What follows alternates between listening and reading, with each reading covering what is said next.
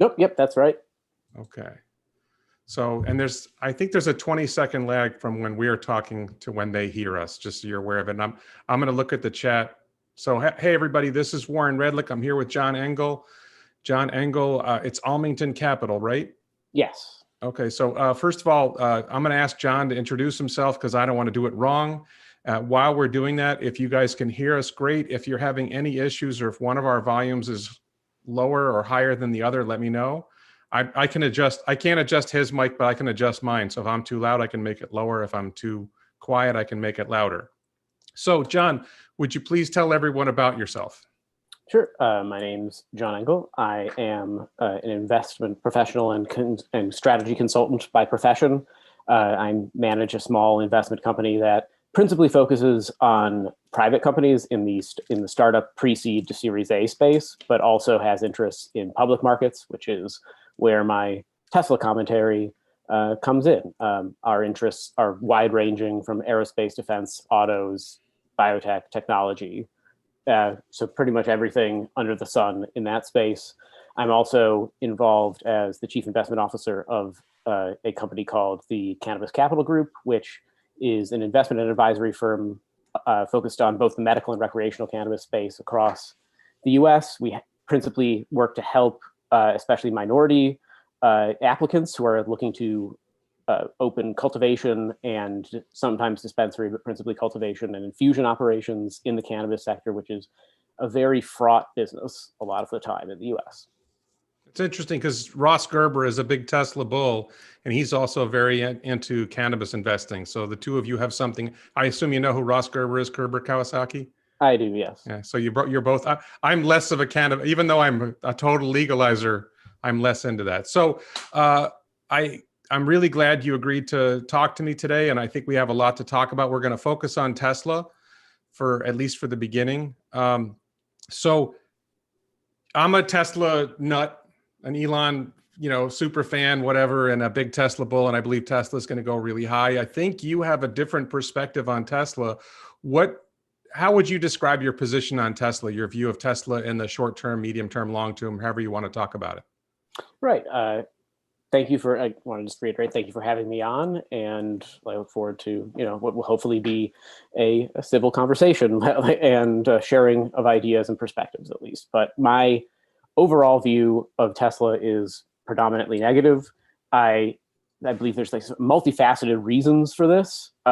There's the most basic, which is the sort of dislocation of the price of the stock versus the actual performance of the core business, its growth opportunities, and its potential for it to grow within its industry that makes its current valuation untenable by any conventional or unconventional valuation metric. So that's sort of the valuation question. Excuse me.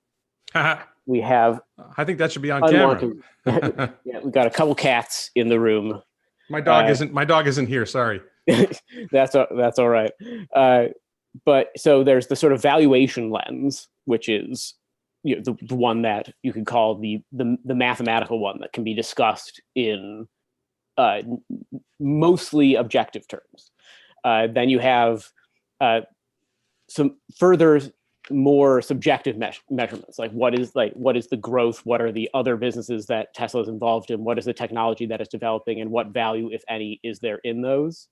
I'm sure those will be questions that can be unpackaged as we talk, but for the most part, my view is that on most aspects of electric vehicle technology and the software that has accreted to it, Tesla has a couple minor advantages and first mover advantages, but almost all of those are being rapidly eroded by both OEMs as well as other companies in the technology space that are interested in next generation mobility.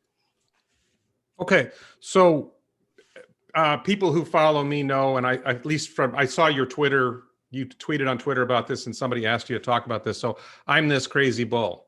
And I have different ways of looking at Tesla, but one of my ways of looking at Tesla is about battery production, that they have set forth that in 2022, they're going to produce 100 gigawatt hours of these 4680 high nickel battery cells. Out to 2030, they're going to produce 3 terawatt hours. what do you think about the 4680 high nickel cell, that whole idea that they're pursuing? I'm guessing you watch Battery Day, I don't know. But what do you think about that idea that they have this interesting new battery technology? I mean, I think that the actual interestingness of the technology is much more hyped than it actually is. Like, much of the extra battery capacity is just a function of the fact that the actual cell is larger.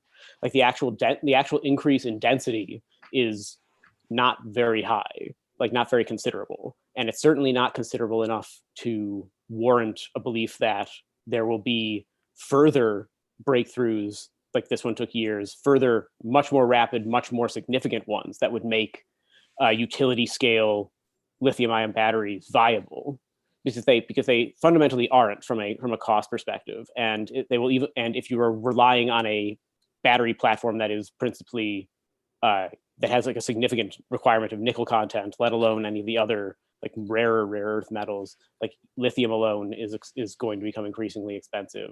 I think that ultimately is sort of a dead end when you're talking about large scale battery, commercializing large scale utility battery storage in this way. And I mean the industry as well, as in the utility industry, has become increasingly disillusioned by the prospect of that. Like, if you look at the Utility Dive's annual survey of the industry about what they expect, whether their various utilities are going to rely on aspects of battery storage. For in 2017, 2018, and 2019, there was a gradual uptick to the height. I think in 2019 was around 37% thought that it would be used, and that's dropped in the 2020 survey. So like, there is already a disillusionment as the realization of the cost element, as well as just the management of a large scale complex grid being like undermined. If you want battery storage for aspects of renewable energy technology, like there are solutions that can be developed and that are being developed. I think a much more viable one is going to be basically heat sink batteries in forms of either substrate, some form of substrate like sand substrate, or using I think a metallic basically melted metallic heat like aluminum, where those are comparatively less expensive. They are more easily managed from a supply chain perspective, and are more likely to be like a viable, scalable method of storing renewable energy technology. Although, like, really the only thing that's going to get any country meaningfully off the grid, off of a coal and natural gas powered grid overall, is nuclear power, which is by far the best system that we've ever devised for the generation of power from that perspective. Batteries of various kinds and other secondary energy sources will obviously play a role of some form in a stable grid of the future. But the idea that it's going to be miles and miles of lithium ion batteries that have too much volatility, if you're talking about like extreme density, as well as just the input costs becoming overwhelmingly expensive over time, and also just like the efficiency of them requiring very significant changes to become viable in the course of decades. So Tesla can say, yeah, go ahead. Sorry. I just before, early in what you just said, you said that you didn't think nickel-based chemistries would be cost-effective for grid storage, utility-based storage, but the plan that they announced on Battery Day was that they would use iron phosphate cells for that kind of storage. And the iron phosphate cell cost, first of all, their goal is to drive the cost of the nickel-based cells down, let's say 50%, down to around $60 a kilowatt hour.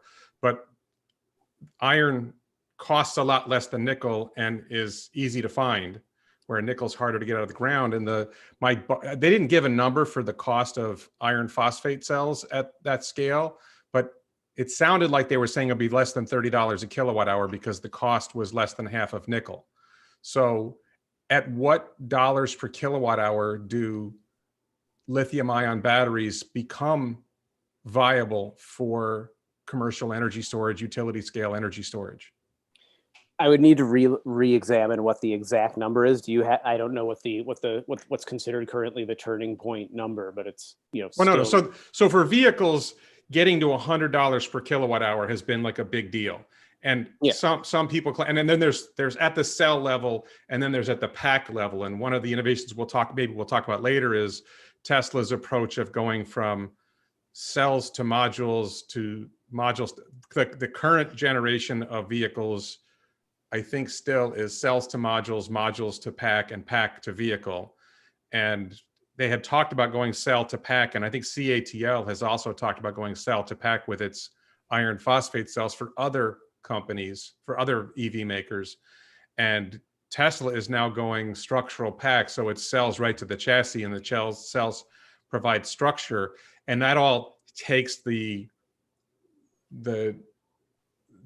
energy density, the effective energy density on the vehicle level or at the pack level down. But for the Model Y, or I think it's the Model Y in China or the Model 3 in China, they're now using iron phosphate cells in vehicles. The advantage of iron phosphate, the disadvantage of iron phosphate is it doesn't have energy density, and it both volumetric and gravimetric. It's heavy and it takes up a lot of space. So that's not good, generally good in a car, but it's now good enough for the basic Model 3 in China. But for utility storage, the volume and the mass don't really matter. So I don't know that there's a break-even number for grid storage, because I think it probably depends on the application. It will. But my impression is that with lithium, first of all, my impression is the Hornsdale Power Reserve is paying for itself, and California is doing a project. And you said that the industry is turning away from it, but Tesla's sales of grid storage, whether it's Powerwalls or Megapack or whatever, I think it more than doubled from Q3 to Q4, and I think it was the highest number they ever recorded. So it certainly seems to be growing. What do you think about that? I mean, the problem there is taking Tesla's sales numbers, which are coming from a very, very low base, increasing significantly at that, and multiplying that across an entire industry. So if you want to unpack the issues there, if I can just respond, in terms of the iron phosphate, I think that is ultimately what they would probably try to do. The problem is you still are using lithium as a primary ingredient almost always in any of those. But from the battery density question, you need less density means more space required. It also probably means less storage efficiency over time. You're looking at a lot of issues. Wait, what do you mean by storage efficiency? As in putting the power, the amount of energy that goes into a pack versus how much can then be drawn from it effectively. It's never 100%. Right, but the iron phosphate cells are actually better at that. Their disadvantage is the volume and the weight. They're actually, like with the Model 3 in China, you can charge it to 100% without any penalty. With the nickel-based cells, they say don't charge it to 100% unless you have to, charge it to 80%. So as best I can tell, the iron phosphate cells are actually better in terms of their performance in a grid storage application, a utility storage, and power. I'm actually surprised they're not talking about doing iron phosphate for Powerwall. I think it's because they don't want the extra size in your garage. But I think some of the issues are that I think they're also uncertain about the lifespan of those batteries. They're still fairly new. We're talking about something largely theoretical. Sorry, which batteries are new? Iron phosphate. Iron phosphate's been around. Iron phosphate itself has been around. The particular chemistries and designs of the cells that they're using and particular usages that they're putting them to are different. Okay, I mean, I made a battery video. degradation is a known issue. The question is then, what is how quickly do the batteries degrade? Is the storage degradation significant?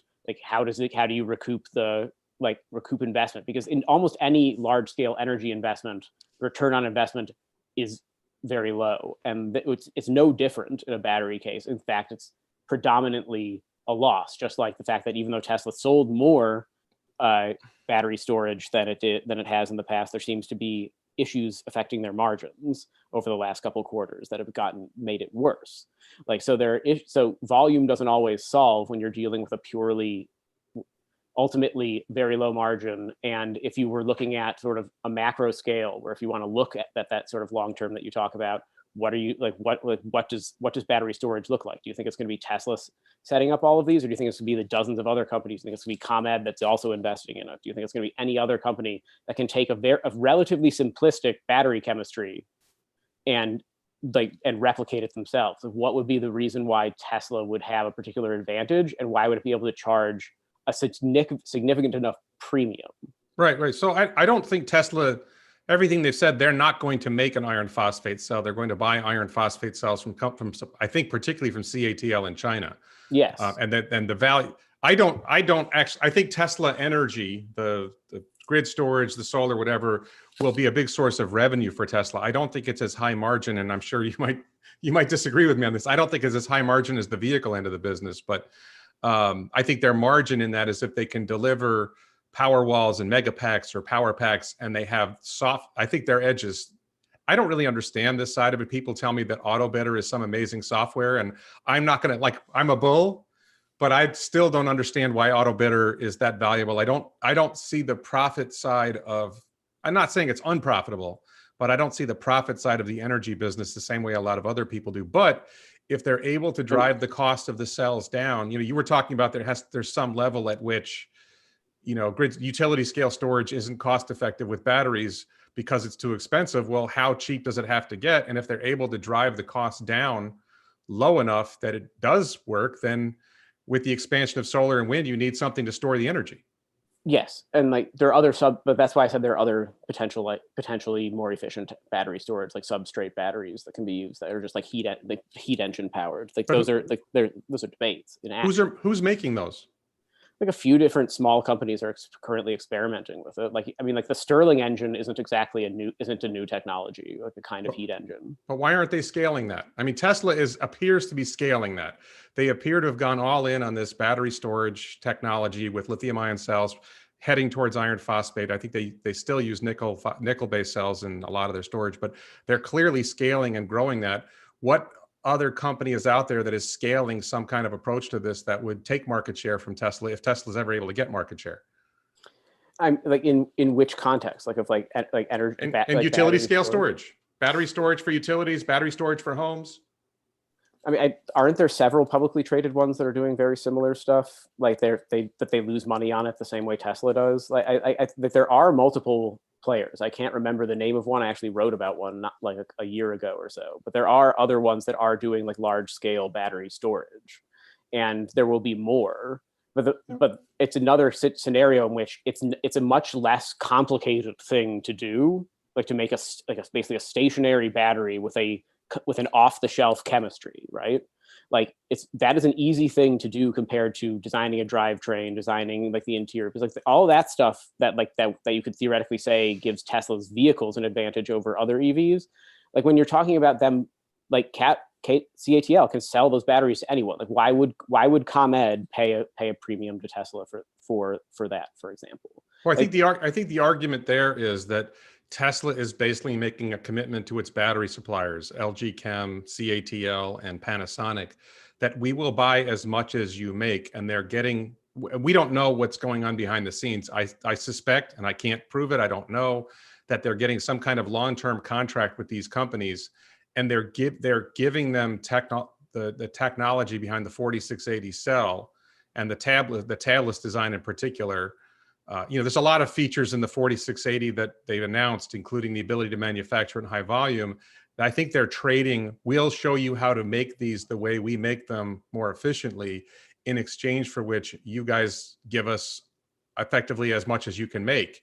And then one of the problems that I've seen from a lot of other, the OEMs, the other car companies, is they may have trouble sourcing battery cells because Tesla has basically got this huge commitment from the other providers. But I wanted to turn to cars, if you don't mind, because you mentioned it, and in particular the high nickel cells that Tesla claims they're going to make. The 4680 cell they announced on Battery Day and the Q4 investor call. Drew Baglino and Elon Musk both said that they would have 200 gigawatt hours of capacity in 2022, and they would make 100 gigawatt hours of these high nickel cells in 2022. do you think that they're going to fail to reach that number? How close do you think they'll come? Is it real? What do you think about the 4680 high nickel cell and Tesla's production of it? I think that like the idea that they're going to rapidly increase battery production like way beyond like their auto needs is unlikely. Like I mean, they have the basically just like not. This is actually where the battery sort of thing you were talking about with regard to contracts, like sort of merge as well. Is that one of the reasons why Tesla is able to like give the illusion of high margins on its vehicles is because it continuously increases its future purchasing obligations especially from battery providers. It's like what you're seeing when you see those massive commitments. In large part, it's like we can't pay the full price now, but we will next year for X number of batteries. They've been doing that for years. It's increasingly annoyed like their friends in Japan, and is probably going to do the same to CATL and any other company that they do that with. And they can do that for a while, but eventually you reach a point where you can't sell, where eventually they'll have to buy more than they can use. Are you saying that the Tesla suppliers their battery cell suppliers are losing money on their sales to Tesla? I'm saying they're getting less than they were originally promised in exchange for more payment later, which is what the nature of like their renegotiated purchasing obligation and the future forward-looking purchasing obligations that you see on their financials every year are. So sorry, where would we see that? If you just look in their 10K, like, it's Tesla's or it's the other companies? It'll be Tesla's, like would be the best place to look at purchasing obligations. You can see where those things are, how those numbers change. Like they massively magnified it a while back in order to not go broke a couple of years ago, but then they saw the largest increase again in Q4 in order to again spoof a profit. So how many battery cells do you think they'll make of these 4680 high nickel cells? How many gigawatt hours do you think they'll make in 2022? I don't know. Like I don't have a guess. Like as many as required for the number of cars they end up selling. So the way Elon and Drew talk about it, and I think Zach and Jerome to some extent talk about it, batteries are the constraint. That they will make as many cars as the thing that holds them back from making more cars is they need more cells. And I think we see this with other car companies as well. I think we've seen this with, I don't remember if it was Volkswagen. Some of the car companies were saying they were having trouble getting batteries to make all the vehicles they want to make.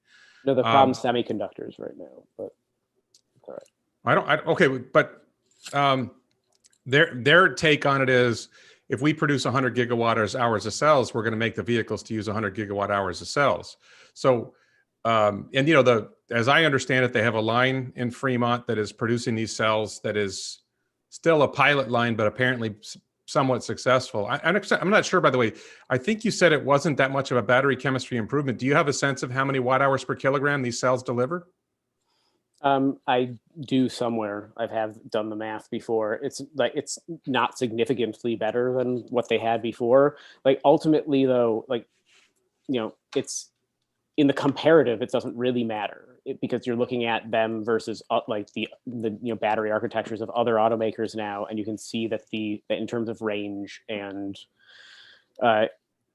storage capacity that whatever advantage they had is largely gone, and part of that is the fact that they buy off the shelf. So so the Tesla Model S that's going to be delivered any day now is going to have 412. The long range Model S is going to have 412 miles of range supposedly, and the previous generation had 402 miles of range. Which competitor has comparable range? I mean, the VW's ones are getting close to there. With the ID3 and 4 should be pretty close. They're getting 400 miles of range on the EPA?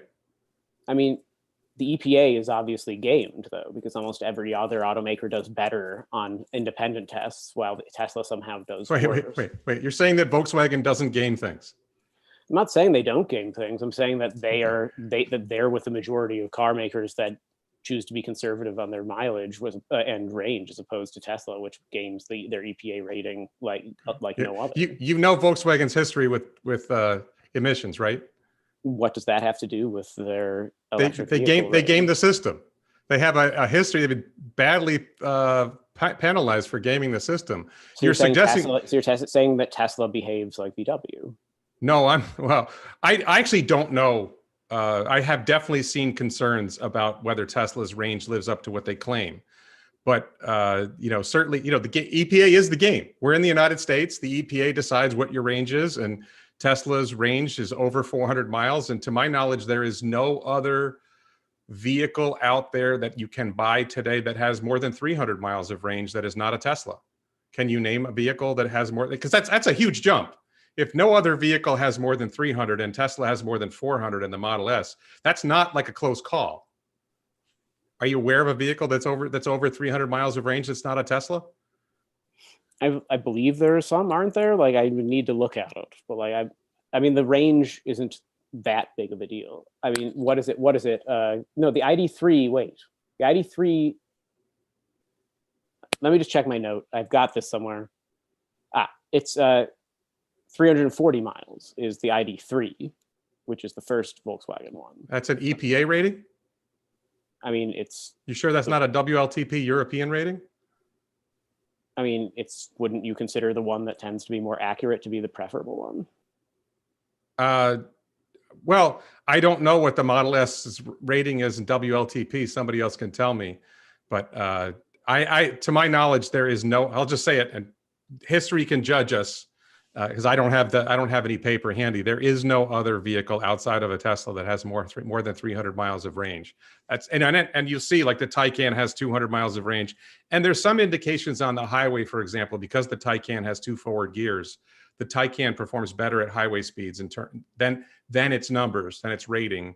And the Tesla doesn't perform as well at highway speeds because it only has 1 forward gear. Although we'll see with the new one, and it's more aerodynamic, that may make a difference. So, my take, I have been this big proponent of Tesla, and I say, I do my models based on the idea Tesla will make 100 gigawatt hours of cells in 2022, and I look at, I don't know if you've seen my videos about this, but my short take is you can look at Tesla's product lines now, and you can say, okay, this is what vehicle they sell, this is how many kilowatt hours of battery cells it uses, and this is what its revenue is. And the ballpark number is that they make about $600 a kilowatt hour in revenue. So if they're able to produce 100 gigawatt hours of cells, it comes out to, and then if they buy another 100 gigawatt hours of cells from suppliers, it comes out to a very large revenue number. And I don't have the revenue number handy. And once they make the cells, they can put them in products. So they can make more Model 3s. They're scaling. Shanghai is still scaling. Berlin and Texas are coming online. Let me ask you about that. What do you think are the prospects for production out of Giga Berlin and Giga Texas? Prospects of production, or like producing vehicles? Sellable production. I mean, vehicle production and sales. Sure. I mean, I assume they will eventually be factories that sell vehicles. Like, they've talked about each being originally rated for 500,000 vehicles per year. But at the same time, like you can build scale. It doesn't necessarily equate to building scale profitably. Well, what's the holdup? What keeps them from selling more vehicles? I mean, they sold. We can argue the numbers, but they sold in the ballpark of 500,000 vehicles in 2020. They produced in the ballpark of 500,000. They sold in the ballpark of 500,000. How many do you think they'll sell in 2021? Do you have an estimate for that? Like, probably in barring like this semiconductor shortage thing becoming a real problem for the entire industry, probably somewhere in the range of 800 to 850,000, maybe closer to 900,000 vehicles in 2021. That they'll sell. Yeah, presumably. Okay, so I think you would agree with me. That's a fast-growing company. I mean, it's moderate. Yeah, it is fast growth, but if you there's a chance that VW will sell more EVs than a Tesla does in 2021. They could sell 800,000 this year too. I haven't seen any indication that Volkswagen is scaling that to that level. It's interesting. Actually, that's a good question I have for you, because I actually got to sit in. I didn't get to ride in it when it was driving, but I got to sit in a Mustang Mach-E, which I believe it's not available yet. I believe they will have a version that will have more than 300 miles EPA range. but I sat in it. I got to say, it was a very nicely set up vehicle. And I was with, there's a race car driver named Blake Fuller who won the Pikes Peak Challenge with the Model 3. And he said it's the best Ford he's ever driven. So my concern about the OEMs is, when I sat in that vehicle, I thought, this cost them $100,000 to make, and they're selling it for $50,000. Do you have a sense of whether the OEMs can make money selling EVs, or are they losing money now on their EVs? Do you have a sense of like how much, especially when they're not to scale?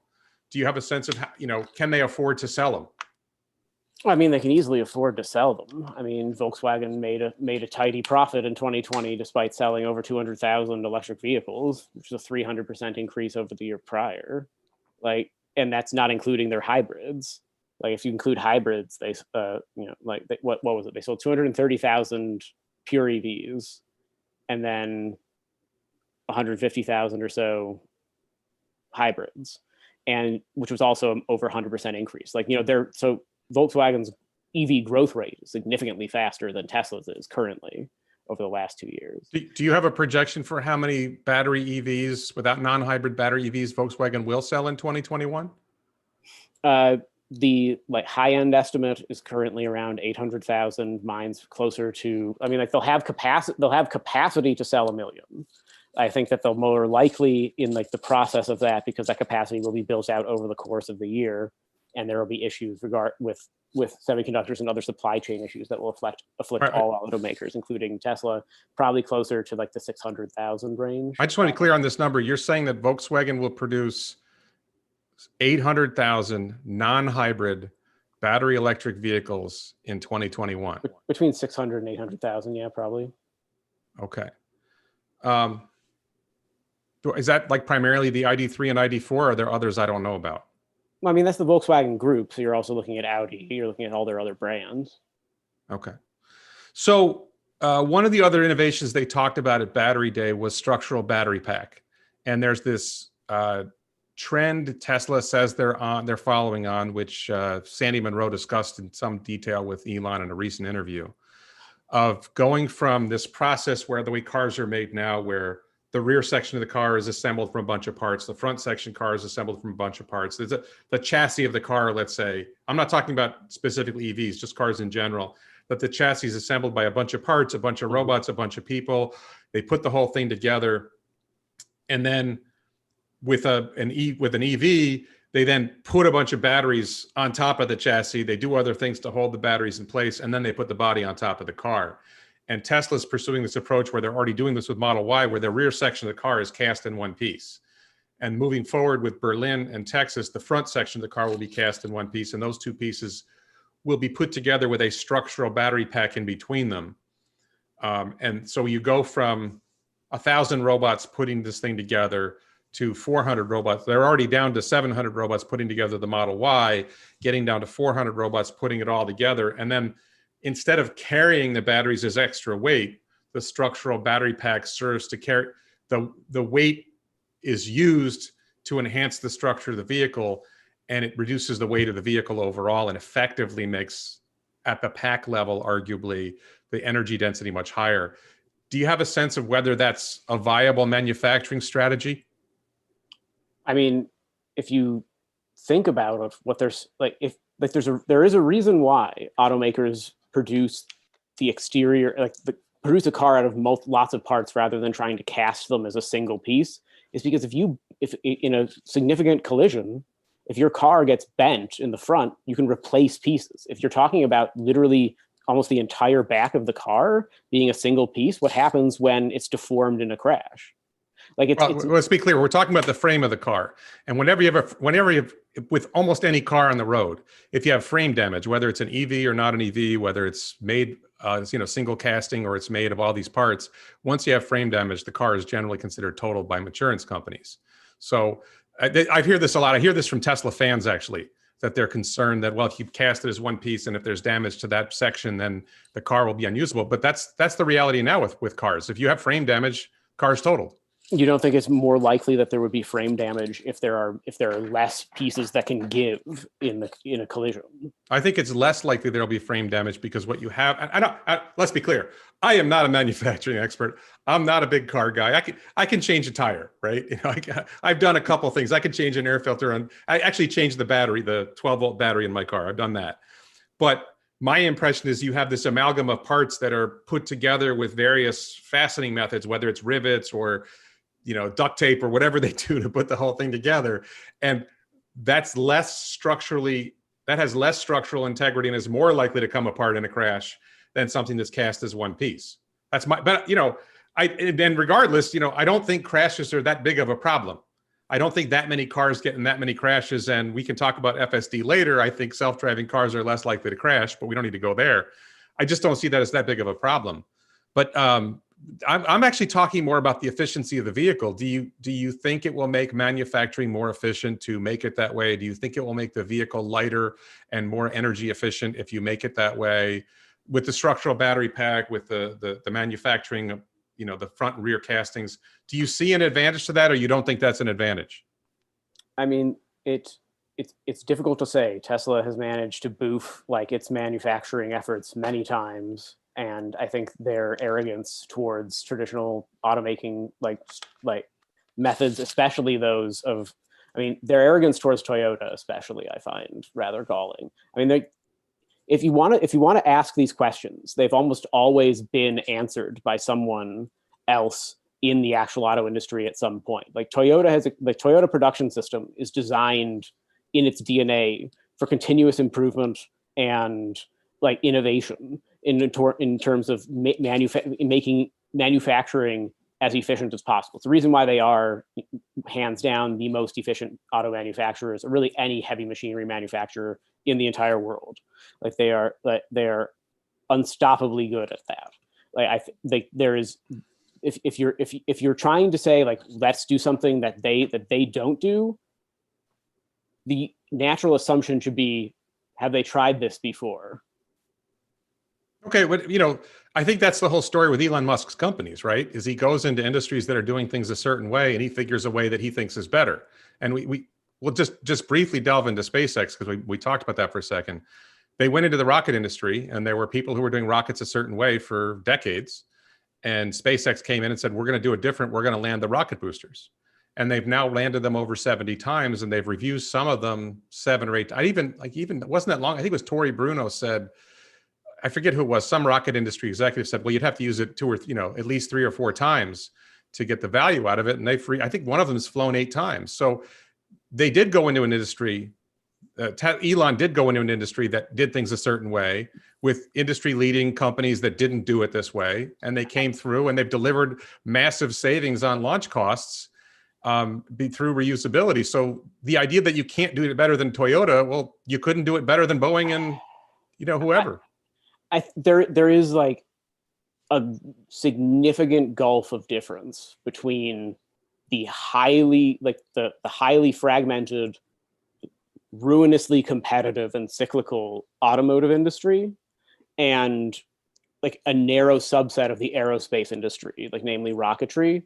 Because one side is rigidly and absolutely focused on efficiency at all costs, and differentiation, and on top of that, differentiation in a saturated market. The other has always been a very small number of suppliers that have, as part of the traditional dealings with the government, especially the U.S. government and Defense Department, basically building in very significant profits for themselves, and with no competition and long lead times on projects, the ability to do basically what they wanted. I think disrupting that is a significantly easier task than disrupting the automotive industry.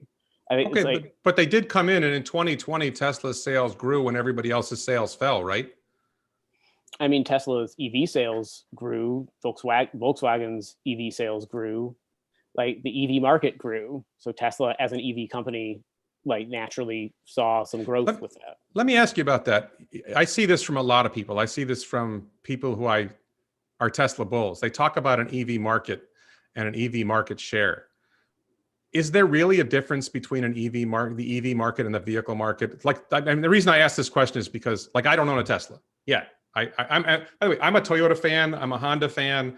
I drive a Volkswagen. I like my Volkswagen. I want to own a Tesla. Haven't bought one yet. I hope to buy one end of this year, maybe. But I do think, like you said, when you talked about Toyota and their innovation, I just, to give an example to support what you said, I drive a Volkswagen Passat with a 4-cylinder engine. It's an evolution of my 2002 Audi A4 Avant, right? Which had a 1.8 liter turbo. Now I have a 2-liter turbo, and the improvement in the engine over the last 16 years from one vehicle to the next is stunning. The improvement in horsepower, in the fuel efficiency blows me away. I get like 40 miles a gallon on the highway going 70 miles an hour. I can't believe how good it is. So I don't want to knock the established auto companies. They do a great job in the paradigm that they operate in. But Tesla has come along and said, we see a different paradigm. And that happens in industries all over the place, all over history, that there's a paradigm shift. And the shift to electric vehicles is a shift in paradigm. And yeah, you might make vehicles differently if you're making EVs than if you're making gas-powered cars. So it's not crazy to say the way they made gas cars isn't the right way to make EVs, or, they've been making gas cars this way for a lot of reasons that are something that an industry's been stuck in for years, and we've got a better way. So, and practically speak, but I want to get back to this. They have this design, which they cast the front section together, they cast the rear section together, they do structural battery pack. It greatly reduces the number of robots that are needed. It reduces the number of floor space that's needed. It reduces the weight of the vehicle. It avoids, and you mentioned auto industry people. Sandy Monroe is an auto industry guy, and he thinks it's great. You could get auto industry people on either side of any question, just like you stack 1,000 economists on top of each other, they still won't reach a conclusion. It's one of my favorite jokes. But are you saying that you think that this single piece casting or casting these pieces in structural battery pack will not be more efficient than the current way vehicles are made? Let's just say I have significant doubts about its viability at scale until they can demonstrate it. But I also but on top of that, there's so many pieces of this. The nature of the automotive industry is that it is relatively low margin and cyclical in nature. The EV side of it has managed to weather some of that cycle in the current setup, mainly due to exogenous factors, including unparalleled levels of government intervention preventing the sort of recession that might have happened last year. But more importantly, you're looking at a situation where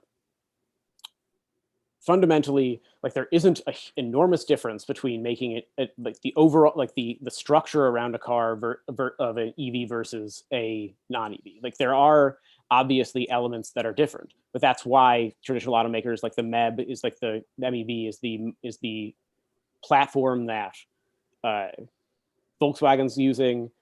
GM have their drivetrain platform, but the thing is they're approaching those things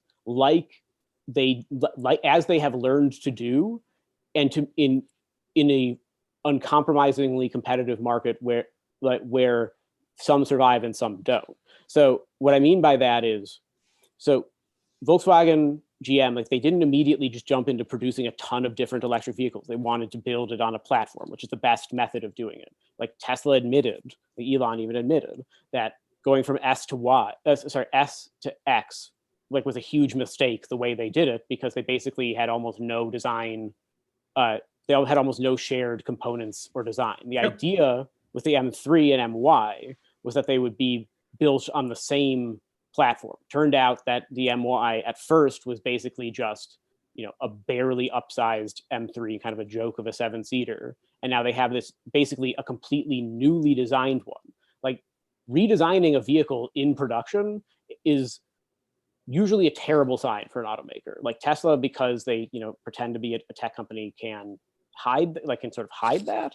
But the reality is that they're making the exact same mistakes they made before. And now you have the issue of, with this manufacturing, is it going to be more efficient? Maybe, but what do you do with the hundreds of thousands of other vehicles in that have already been made by the other method. Like, how do you, is Tesla being responsible for the repair of both, for the maintenance of parts for both, for the supply chain of both? Like, those are exogenous factors beyond, is it slightly faster in the factory to assemble these components? Well, let me just address something you said there, because there actually is a critical difference especially with structural battery pack, with manufacturing an EV. If you use structural battery pack with manufacturing gas powered cars, you can't have a structural gas tank.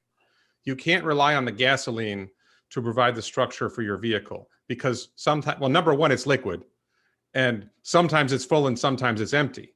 But with the structural battery pack idea, this is a major innovation. You either think it'll work or you don't think it'll work. That's fine. I mean, I'm pretty sure they've got vehicles out on the road that they've tested it with and it works. And Sandy Monroe certainly thinks it works. You can use the battery cells as structure. You can't do that with gas. So that's an example of why it's different. But I want to come back to something else, which is you mentioned an EV market, and my contention is that this is an argument within the Tesla community as well. It's not just Tesla versus TSLAQ. There's an argument in the Tesla community as well that, there's an EV market and Tesla's got a certain share of the EV market. And I'll just tell you, my contention is almost everyone who owns a Tesla used to own an internal combustion engine vehicle. Mm-hmm. There's very few people who have only owned Teslas, unless they're, teenagers or, young adults.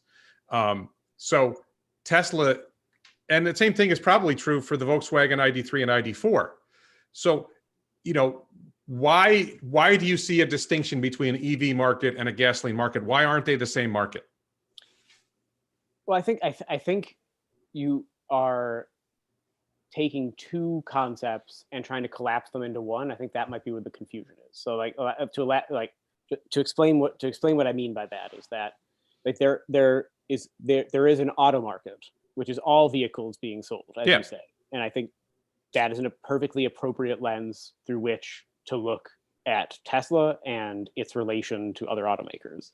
There's also a sub-market, which is the EV market. Just like you would say that there is a sedan market versus a SUV versus truck. Like, it allows you to see competitive pressures and growth within that segment. So call EV a hybrid subsegment of the auto market, in that it is not a distinct segment on its own, because each of it is within it are each of the sub-segments of the rest of the auto market. Would you consider buying an electric vehicle? Yeah. Okay. So if you were to buy an electric vehicle, and let's not name a brand, what type of electric, would you buy a sedan, an SUV? What type of electric vehicle would you be most likely to buy? Pickup truck? What would you be most likely to buy? I drive an SUV, so probably like a modest SUV, like something like the ID4 would be interesting, to be honest. Okay, so somebody who's out there thinking about buying an SUV, are you saying there's a subset of people who will only buy an EV and a subset of people who will only buy an internal combustion engine vehicle? I mean, I don't believe that. Again, I have this argument with Tesla supporters as well. I don't see that. To me, it's like I want an SUV because I want to get my kids to school in the morning, and every once in a while I got to take 4 kids to dance class or soccer or whatever it is. I need a vehicle that can hold all the stuff, and I need a vehicle that can go a certain distance, and I want a vehicle that's convenient. I don't know why people care. I know why people would rather have an EV because of the cost benefits of having an EV, because you can plug it in at home, whether it's a Volkswagen or a Tesla or a Taycan. If you can plug it in at home, it's fewer trips to gas stations. But I don't see why somebody would say, well, I'm not buying, maybe, and I guess I would put it this way. Out of 100 people who are buying cars today, there is a segment who are saying, I wouldn't buy an EV. And there is a segment that are saying, I wouldn't buy an ICE car. But the segment of people who would only buy an ICE car is small and shrinking. If the vehicle does what they need it to do, I don't think people are going to care whether it's an EV or a gasoline powered car, if it accomplishes the mission. That's why I don't buy the distinct. And again, like I have these arguments with other people. From a consumer perspective, do you think there are consumers out there like, well, I don't want an EV because I don't like electricity in my car? What is the rationale for somebody who wouldn't buy an EV? I mean, I think there's plenty of. I think like a lot of the anxieties that have always been around. I'm not an enemy of electric vehicles. Like, if you in general, we could have a conversation, although I think it's probably a conversation for another time and takes us out of like the frame of like of the subject at hand, is the relative, if you're wanting like the most ecologically friendly method of, you know, personal conveyance, like what should you do? Probably a high efficiency hybrid. Like by like almost every, you know, study that pits them against each other, generally speaking, shows that that's, you know, net the most of the most energy efficient long term. That would change as the sources of energy that charge electric vehicles changes, obviously, but like in like, you know, for foreseeable future. You're saying, I'm sorry, you're saying hybrids are more efficient than battery electric vehicles? In terms of like their carbon footprint, tend to be net over time lower. So like a Prius has a lower carbon footprint than a Model 3, you're saying? I'm not sure where the Prius specifically stands up, but like the last time I reviewed the sort of study of studies, it was that Prius was like a Prius or something Prius-esque would be slightly better than a Model 3 in terms of overall ecological damage. And that's because, you know, you have the gas power car, but like a lot of the source of the charge in most battery electric vehicles is obviously going to come from charging from the grid, which is by and large fossil fuel powered. You know, like it's not a it's you know there's some aspects where it's marginal. I think that there's also a discussion to be had about the normalization and promotion of hybrids over EVs on the basis that long term, if you want a full transition away from purely fossil fuel vehicles, you know, you're talking, you know, tens of millions of cars being sold every year. And especially if you're also talking about using lithium ion batteries for, you know, industrial and grid level storage. You know, that's a very enormous demand that currently doesn't exist for those. So the question is, on a cost basis, on an rare earth metal availability basis, how do you best weigh the like ecological and economic impacts of those? I think that if we wanted everyone to be driving one kind of car, it would be much easier and probably more economical and quite probably more ecologically beneficial if everyone was doing it with high efficiency hybrids that we continuously improve. Okay, but that's so I wanted to ask you, back in January, about 2 or 3 weeks ago, you wrote an article in Seeking Alpha where you disputed Elon's claim that he would deliver 20 million cars in 2030. Mm-hmm. Can you summarize your explanation of why? Let me just talk. I looked through what you said on Twitter about it, and one of the things you said was that you think each factory will only produce 500,000 vehicles, so they'll have to produce a lot of factories.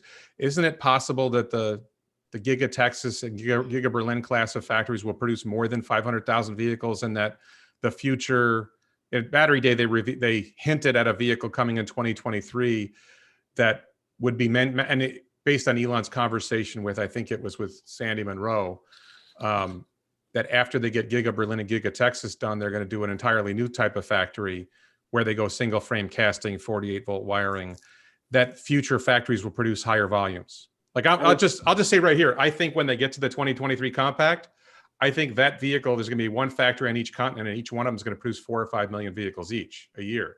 You think that's impossible? I think it's like fanciful. I mean, think of it this. You're saying that they could produce. So each one's going to be producing 4 million cars. Like, what do you think? Like, Toyota sells about 11 million cars a year. So you're saying that Tesla within 10 years is going to be producing twice that number, right? Yes.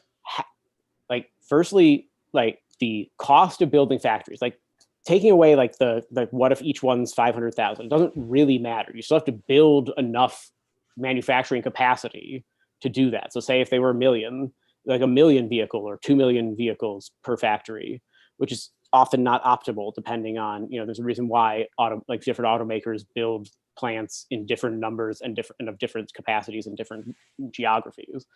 But there's also the issue of that, you know, you're saying like in this span, they're going to build this enormous amount of capacity, like with firstly, that'll cost, you know, at least $150 billion. And that's excluding a lot of like the likely costs of adding battery production. Where'd you get 150 billion from? I mean, how much do you think it costs to build a factory?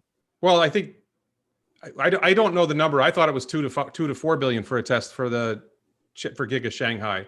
But the idea is if you're building a factory that I mean, do you think the cost of building a factory in China is significantly is comparable to building them like in Europe or America? I think the distinction is that if you build a factory that needs 400 robots instead of 1,000, if you build a factory that if you build a battery cell line that takes up a lot less space because you're using a different manufacturing process for the batteries, you can end up building a lot more capacity in the same space.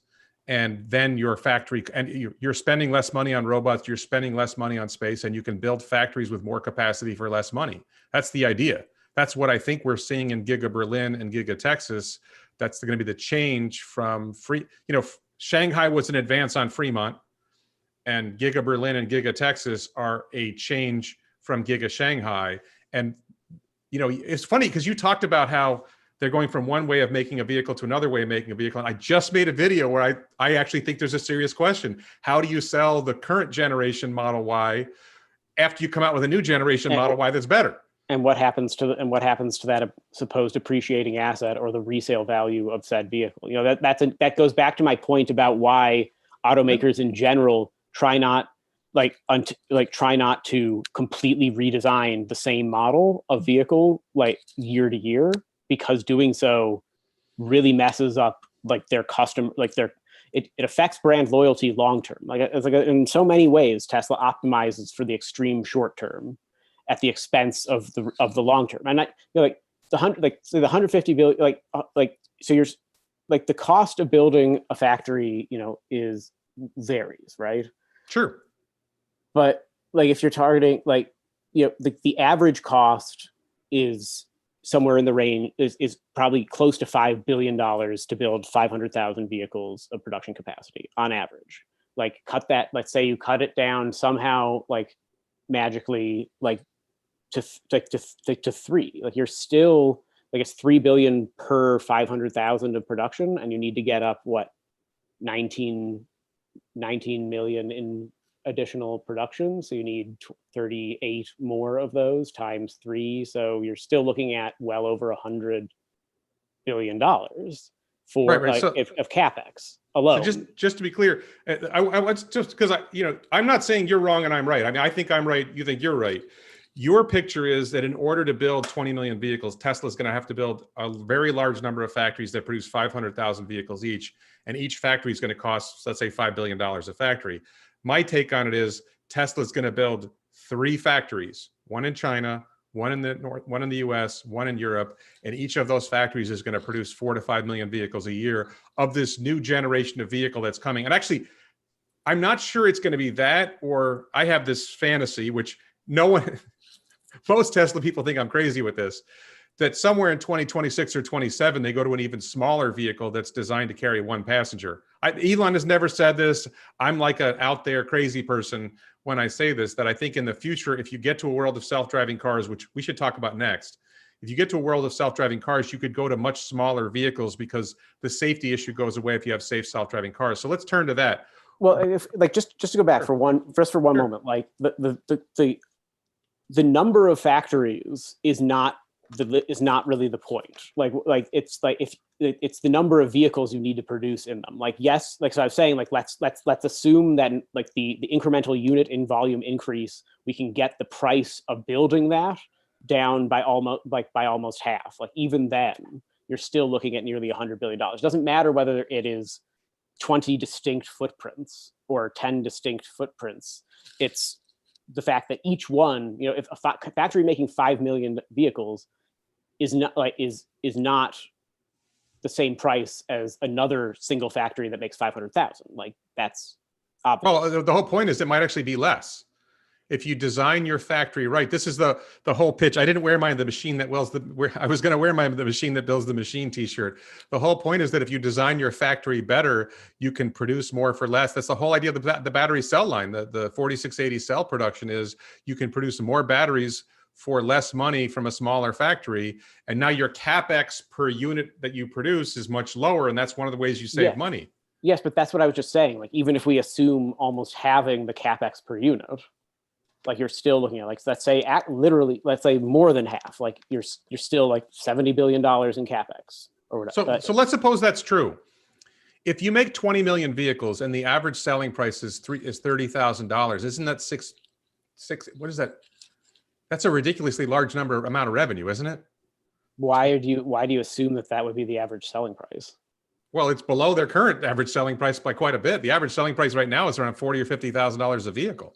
Yes, that's because they're selling predominantly to like an upmarket market. Like you realize that like the reason why the average selling price of Toyota, for example, is because the vast majority of their sales are at significantly lower ASPs. Like the ASP, like Tesla's ASP is high. What is Toyota's ASP?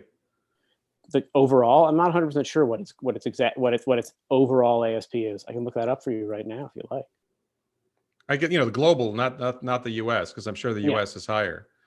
But so while you're looking that up, what do you think about self-driving cars in general? Do you think they're coming? I mean, maybe, like eventually. Well, I mean, what do you think the holdup would be? I mean, fundamentally, like the technology isn't there yet. Like Well, the technology's not there yet. It's coming eventually. So what's in the way? What needs to change technologically to make it happen? I mean, you need to have the technology needs to be at such a point where the vehicle has sufficient overlapping sensors and a good enough like software internally that it is able to essentially handle every single scenario as well, if not better, than a human would. And that's an exceptionally difficult thing to do. And the thing with and we can talk about Tesla's particular approach, but do you ultimately what you have on the road with the FSD beta, Tesla has sworn to the state of California, where in that release that even FSD beta is still a level 2 autonomy system, because if it was any higher than that, they would have to be recording every single mile driven with it. That's the law. And they didn't record a single mile, which means that it is still level 2. So, and fundamentally, it's a driver assist. It's a very good driver assist, and it's improving. But the problem is that it is not designed. It's basically not designed to become the truly self-driving. Right. So what is it missing? What is it missing? What does it need to? If Tesla were going to achieve genuine self-driving, what additional technology do you think they need to get there? I mean, LiDAR, radar, more like the whole range of additional sensor suites, akin to that are used by Waymo. What does LiDAR add? It adds an addition. It's basically an additional method of detection that the human eye can't. That purely cameras can't, because especially when vision is obscured. What do you say to the argument that humans drive without LiDAR? Why can't cars? Because humans have depth perception and incredibly complex brains. That's actually a really good point, because what's the name of Elon's FSD director guy? Andrej Karpathy. Yeah, that guy, when he came, during Autonomy Day, was talking about how humans need to be looking at other things, but all the car needs to do is see where the lines in the road are. That was eye-opening to me, in that they either don't understand or don't want to understand how complex it human vision is, in that the fact that your brain is processing so many different items in space, in terms of distance, you're determining your place in the vehicle and the vehicle's place on the road and in relation to lots of other things through a lot of processes in your vision, through your vision, because you're processing those things differently. If a camera that is only able to process a certain amount of information in at a certain distance can't do that.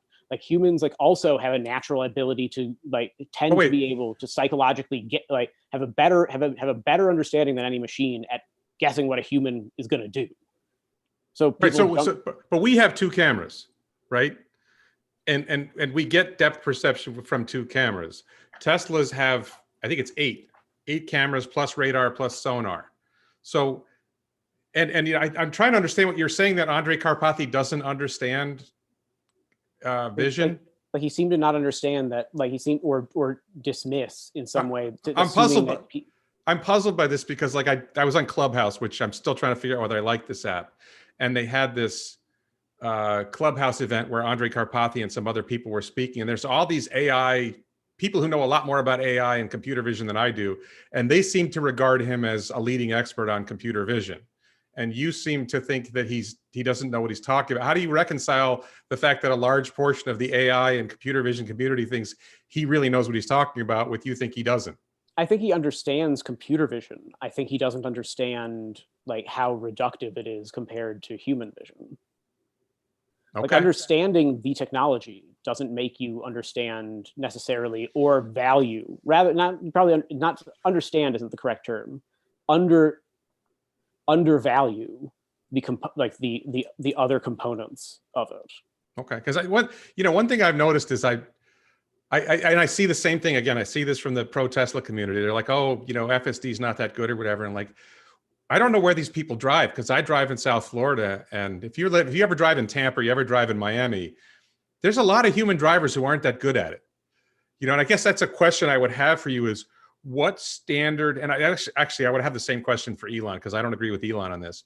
What standard do you think a self-driving car should meet before it's allowed to drive on the road? And like, so Elon will say it has to be 2 or 3 times better or 10 times better than a human driver. And I'm like, well, which human driver? So I have 2 teenagers who I taught the older one to drive, and I have helped a little bit teach the younger one to drive. They're not very good. And the older one has a driver's license that's allowed to drive on the roads. They're afraid to drive on the highway. Tesla's FSD is great on the highway. What do you think the standard should be before a self-driving car is allowed to drive without a human in it, let's say?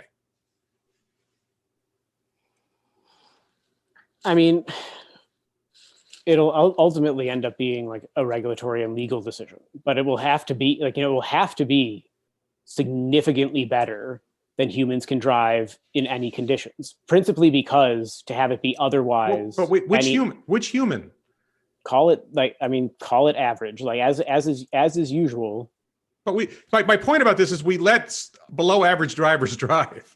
I don't know if you know my history. I'm a traffic lawyer and a criminal defense lawyer, and I represent people who've been accused of drunk driving and speeding and reckless driving and all this stuff. And generally speaking, they get to keep driving. I've got a client who's got like 3 previous DUIs and he's still driving. We let bad drivers drive, right? Yes. So why wouldn't you let if you had a self-driving car that was below human average but never drank, never got distracted by girls in bikinis? My regular viewers know I get distracted by girls in bikinis. Why would we impose a standard that it has to be better than the average human when we let below average humans drive? I mean, for the very reason that we do anything with let me frame it a different way. If sugar was discovered today, would the FDA allow it to be legal? Possibly not. Okay. I mean, to me, it's like, why would we restrict something? Because my take on it is if it's safer than the below average humans, and if we were able to design a system where the worst drivers were incentivized to take robo-taxis instead of driving themselves, then we would all be safer. And we do, to some extent, incentivize that because people with drunk driving convictions pay more car insurance. People with bad credit tend to be worse drivers, and it costs them more to own a vehicle. So wouldn't it be sensible to say, as long as it's close to human average, if we can design the system so we take the worst drivers off the road, we would all be safer? Do you think that's crazy? I think most people think I'm crazy when I say that, so you wouldn't be out of the ballpark. Like it's a thought experiment because we're nowhere near that level of capability. So, but if we eventually let's call it better than basically good enough that they'd be able to drive. Like let's just, for the sake of this conversation, call it like a car that is owned by someone who's going to be driving it every day in a like a suburban setting on the highway in the city for a couple hours total every day for every working day, and then going out like into the countryside on weekends or something, like basically that level, and that they would on average crash, probably significantly less often than like what the current average person who drive like to take like a subset of people who have that pattern of driving. And basically you have to do some kind of population stratified population to do that. And eventually I think that those are going to be big questions that are going to be asked like at the regulatory and like lawmaking level. Have you watched any FSD beta videos? Like Kim, Yeah. like my favorite is probably, and she blocked me on Twitter, that's a long story, but Kim Paquette does FSD beta videos, and it's not perfect, right? But it seems to be doing really well. It seems to be improving. I forget who did, somebody did Lombard Street in San Francisco with which is pretty difficult driving for a human. Are you familiar with Lombard Street in San Francisco? I am, yeah. And like I can like and I'm sure like those are the sort of things where it's like that's impressive level 2 driver assist. Like it's still not anywhere like the level of sophistication and total control that would be necessary. And in reality we're facing like, and this is the reason why like one of the many reasons why I take extreme issue with the way Elon in particular and his enablers talk about full self-driving is the idea that it is very much closer than it actually is. And that increases the risk by making people think that their cars can drive themselves when they are far from that ability. Like, are they moderately impressive? Yes. Like, is it like making improvements on driver assist aspects? Yes. Is it anywhere close to like genuine level 5 or level 4 like autonomy? No. Like, and that disparity between what is said and how it's expressed, even calling it full self-driving or autopilot, I agree with the German regulators and others who have questioned the validity of that, because the real danger, like what driver assist does is it increases the number of things that people can do without thinking, and like things that we do without thinking lower our awareness, and there is like the real danger. And that's where those endangerment aspects become serious when you oversell the technology. I mean, Tesla has to do it now because they've been selling and now recognizing revenue from supposedly full self-driving technology that doesn't exist. Do you think Tesla cars with FSD are less safe than other cars? I mean, like, define less safe. Do they have a higher accident fatality rate, or a higher accident rate than other vehicles? Do they have a higher fatality rate than other vehicles? However we want to define it. You seem to be suggesting that Tesla promoting its self-driving feature makes the vehicles more dangerous. And my impression is that they have lower crash rates and lower fatality rates than other vehicles. So I'm trying to get your sense of what do you mean when you that's what I'm hearing you saying. Well, I mean, if you're not saying that, what are you saying? Well, like, I mean, I'm saying a couple things. Like, one is that driver assist is probably a net positive to have. The negative comes from the way it is talked about and marketed and sold of necessity because of the way Tesla has started to sell it, which we can talk about in a moment. But so are you saying they run ads that falsely promote FSD? I'm saying calling it FSD, selling people FSD and promising that it's months away. Have you been on the sales? Because I can't tell you how many times I configured a car, and there's the thing right below when you're choosing the full self-driving option. There's an explanation that says that you have to monitor it, that it's not, that these are features they hope to unlock in the future, but it is not currently capable of driving itself, and you have to pay attention, you have to monitor it, etc. But where are you seeing the promotion that I'm not seeing?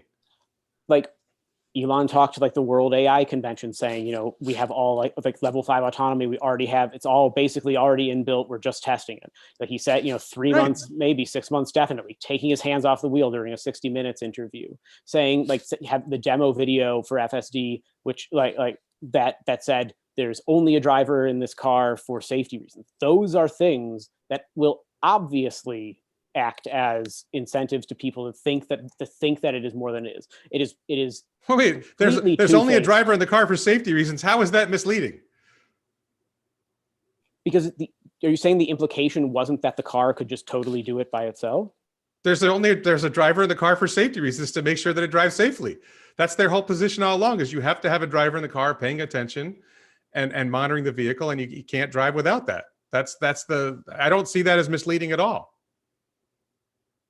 So why do you think people like nap in their Teslas versus when they don't in their GM Super Cruise, despite that, like on a highway being just as good by like any metric? I'm sorry, you're saying Cruise is just as good? On the highway, certainly. I mean, okay. I don't share that opinion, and I made a video where there was some guy, I can't remember some guy for like a PBS station or something who drove Super Cruise, and it almost drove him into a tree. It couldn't handle curves.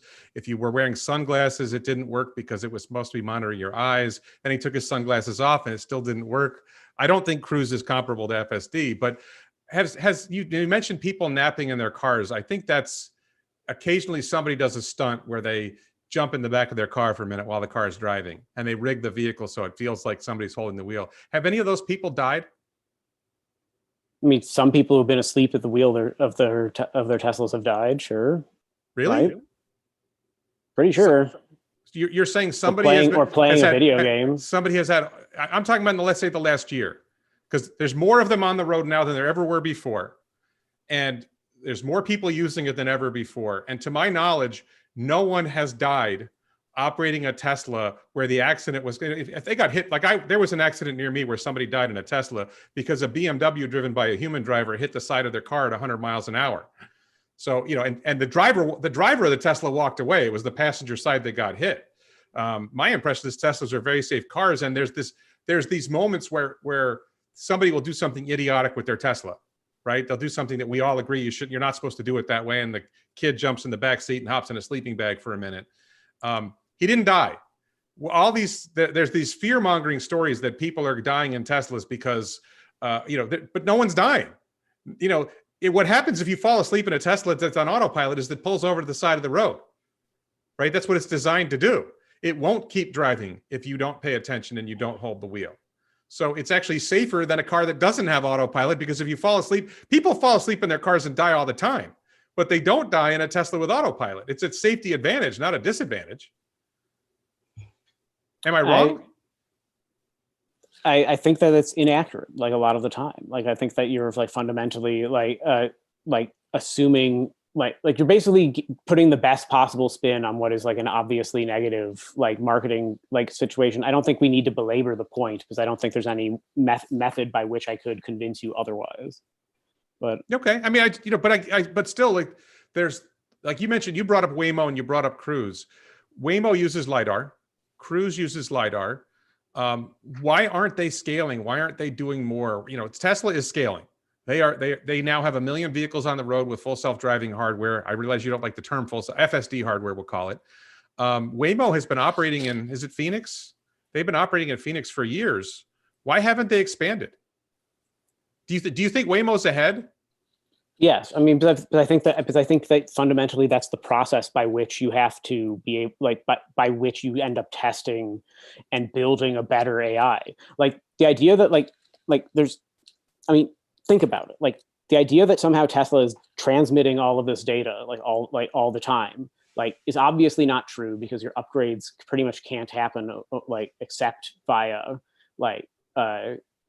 except when you're at home on your home Wi-Fi. Like you're just not broadcasting that information. And anyway, raw data that is untagged, and is effectively useless. Like the volume of data that Tesla is putting together is not an inherent advantage, as much as like people like to talk about. Like Tesla talks about that, but they've not demonstrated it. But I think, but Karpathy talked about that at Autonomy Day. Yeah, but Karpathy is a liar. So like, I mean, like he's an inveterate liar, just like Elon. But is there anyone at Tesla who's honest? I haven't met one, but I'm sure that some of the people who have left are moderately honest. I think some people who work I think most of the people who work below the executive level, like a lot of them are earnest believers in the mission. Let me ask you about something different. I just went to Lucid West Palm Beach yesterday. Lucid Motors has a store in West Palm Beach. And what do you think of Lucid? Because there's this whole thing that one of the TSLAQ criticisms of Tesla is the competition is coming.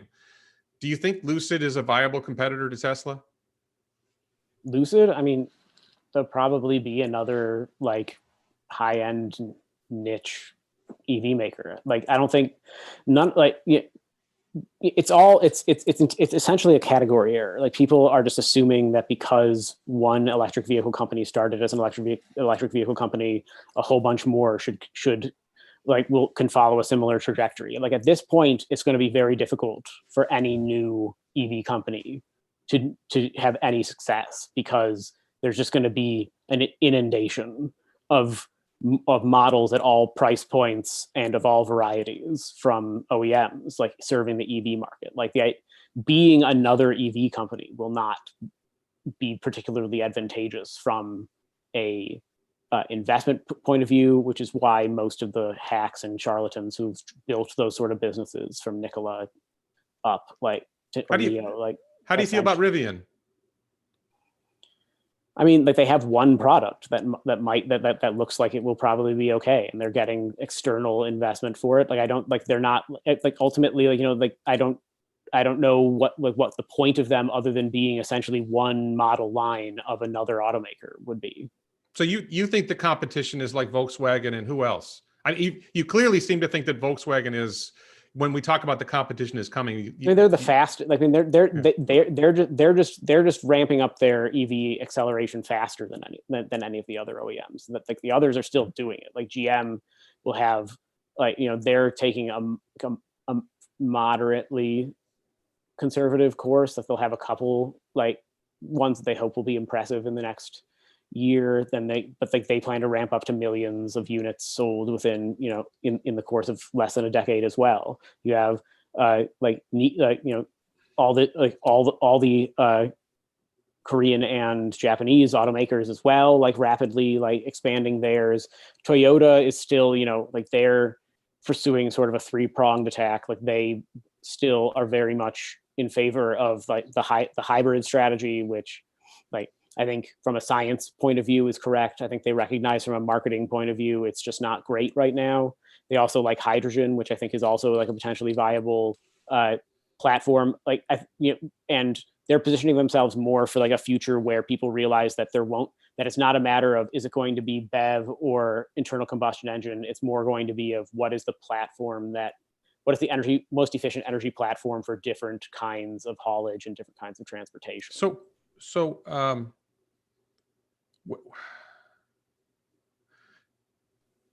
Sorry, I drew a blank there for a second. Wow.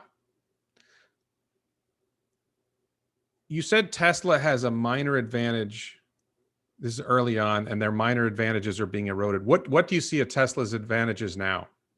This is early on. You talked about why you were negative on Tesla. You said they had some minor advantages, but their advantages are being eroded. What do you see as their advantages now? I mean, their current advantages, I think in the U.S. domestic market, they being principally the only EV maker around for significant of a significant price point where they're producing essentially luxury cars, that has a degree of brand power. Hasn't changed the fact that their U.S. sales peaked more than a year ago. Okay, but I wanted to ask you about something else, because early on you said that you're engaged. Your business involves startups and seed companies and Series A investments, right? Mm-hmm. What do you think about the Boring Company? Or do you put any thought into it at all? Do you think that's a potentially viable business? I mean, do you know anything about the industry, the TBM market, or the industry? Well, my impression is kind of like the rocket industry, and we disagree on our perceptions of the car industry, that the tunneling industry has been around for a long time, and they did things a certain way. And Elon came along and said, hey, what if we made the tunnels a quarter of the diameter and we used batteries instead of diesel, and we were able to tunnel more hours of the day, that we can deliver greater efficiencies? Do you think that's, I mean, maybe you haven't thought about the Boring Company. We have to go there, but. Oh, I have. at considerable length. So what do you think about that theory that we shrink the diameter of the tunnel, so we're doing a quarter of the work, and then we use batteries instead of diesel, so we don't have to worry about ventilating the tunnels, and then we do other things like building the structure around to hold up the walls of the tunnel while we're tunneling, so we reduce the amount of time we have to back out the machine to stop the machine to do our work. Do you think any of that makes sense, or do you think it's just a bad idea? I mean, like, or something else? I mean, like, by and large, it's not a good idea. Like, the reason why, like, making tunnels narrower, like, by definition means you can tunnel a greater vertical distance faster. However, when you're building tunnels like subway tunnels, their width exists in order to fit like maintenance crews, travel, like including like carts, like to go down the sides. If you ever like been in those things, like there's a reason why there is more area in each tunnel than the conveyance itself. I mean, like there's like it's a fundamental nature of that. And like Elon, like in many cases, like kind of chooses to ignore that. I put like the Las Vegas tunnel system like is so hysterically bad, like that it should but anyone like government, it's basically just like a government subsidy trick that he's trying to do. Like, why do the city and county there, it's city of Las Vegas and Clark County and the casinos, why do they all seem to like it?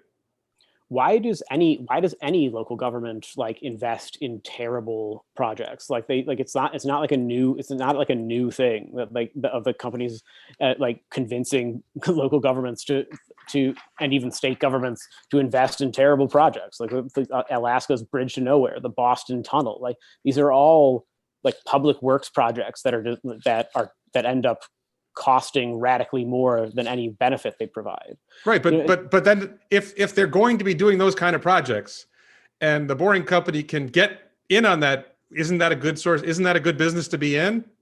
If they're going to spend, like Miami, the mayor of Miami just talked. There's been a proposal lingering since something like 2017 to build a tunnel. I think it's called the Miami River. That there's this problem from Brickell. I think it's Brickell Boulevard to. That like Miami, like it's one of the dumbest things like out there. Like, I mean, as a taxpayer, like even if you like the idea of Elon being a subsidy truffle pig in other jurisdictions, like as a Miamian, you should be opposed to that because what's the tunnel going to be? Why do you think people in Miami don't usually have basements? Well, there's a tunnel to the port of Miami. I interviewed a Florida geologist. It's not really an issue. You can tunnel in Miami. There's tunnels all over the Netherlands, and the Netherlands is 23 feet below sea level. It's not really that difficult. How often does the Netherlands get hit by storms? I have no idea. I don't know why it matters. I mean, the port of Miami gets hit by storms. Yeah, and there's a tunnel. Yeah, there's a tunnel. Well, I mean, I as far as I know, tunnels are viable. But the point being, if there's a business out there to supply traffic relief through tunnels, and mayors are willing to pay for it, and county governments, and there's places where they say no, right? Chicago decided no. I think there was a proposal for Baltimore to Washington, and they as a Chicagoan, I'm kind of shocked. I mean, it basically it took getting rid of Emanuel, who was willing to like spend any amount of money. Well, they're buddies, aren't they? Yeah, I mean, like that high-speed rail thing would have been like completely pointless. Like the Boring Company, like Hyperloop, are basically nonsense ideas made by sci-fi that they'll never reach meaningful scale at all. And okay, I got to call you on that for a second. Landing orbital rocket boosters was science fiction, and they did it. No, right? The physics of it wasn't in dispute. Well, that nobody else has done it They did it first time December 21, 2015. It's been 5 years plus, and no one else has managed to do it. Where's the competition? Why haven't the Russians done it? Why haven't the Chinese done it? Because the Russians use the Soyuz. Why would they their rocket booster system isn't designed for that? No, but why wouldn't they say, hey, we could save a lot of money by landing orbital rocket boosters instead of throwing them into the ocean or crashing into the middle of nowhere? Why wouldn't when we talk about this is actually my big thing about Elon. Like I know you're not happy with Elon. I'm like this crazy Elon fan, and I admit I'm over the top crazy Elon fan. but I genuinely believe he turned science fiction into reality. He not just alone. He has teams, and they do amazing things. That is an example of turning science fiction into reality. It was science fiction. We've all seen the movies where this spaceship comes down out of the sky and lands. And like, I don't know if you've seen a Starship test launch. I mean, you've seen the space shuttle. It didn't land propulsively. And it cost an outrageous amount of money, and it wasn't rapidly reusable. It wasn't even close to rapidly reusable. That was a massive boondoggle. They've come up with a way of landing the rockets that's incredibly efficient by comparison to launching rockets and having them crash into the ocean. I mean, I assume you don't disagree with that, right? You think that Falcon 9 and that Falcon 9 landing orbital rocket boosters is a good thing, right?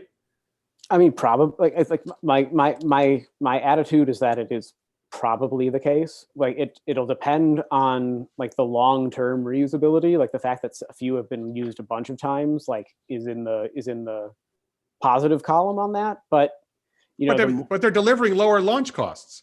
They're selling launch services to other. Yes, that would be the reason. But reusability of a any sort of vehicle that experiences extreme tensions, like naturally, like the risk is that it increases the danger of catastrophic failure. So while it is not like, it may not be the case. This isn't a me saying reusable rockets are BS. The point is that it is currently looking better in its favor.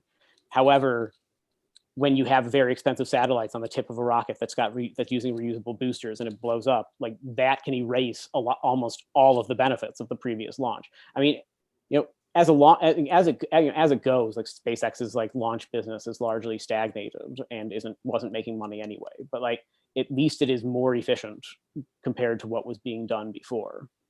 I mean, do you think that the United States government should stop using SpaceX for launches and should go back to the other launch providers?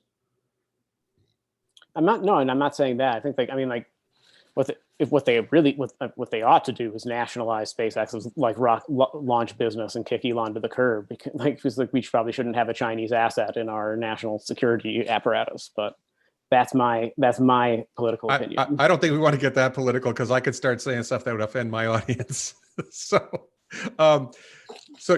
you see, well, let me dig there a little bit. You see Elon as a Chinese political asset. What does that mean? As in, like, he's like pretty much utterly beholden to the Chinese government due to where his factory is. The only place where he's seeing any meaningful sales growth is there. Europe is going to be an exceptionally difficult market, even when his German factory goes up, just because of the sheer number of high-end and very high-quality EVs that will be available from Volkswagen, Audi, Porsche, BMW. You just said something there that struck me. So this is why I talked about the EV market versus the regular vehicle market. I hope that Volkswagen succeeds in delivering a lot of electric vehicles, but I don't see them taking market share from Tesla. I see them taking market share. So right now in the world today, 99% of the vehicles that are produced and delivered are internal combustion engine vehicles. Am I in the ballpark right? Would you agree roughly with that? 98 or 99% of vehicles produced and sold are internal combustion engine vehicles. Yes, like 98%, I guess. Sure. So if you were going to make EVs, and if you're Volkswagen, you're going to make EVs, and you have a choice: do I want to try to take market share from the guy that made 500,000, or do I want to try to take market share from the people who made 70 million? Wouldn't it make sense to target the 70 million as a business plan rather than trying to take market share from the guys who made 500,000? Well, it's not about. I think you're misunderstanding the dynamic there. It's not a matter of taking. It's not the matter of taking a sale from Tesla. What the question is, as you say, people are going to be transitioning to electric. There are mandates to do that.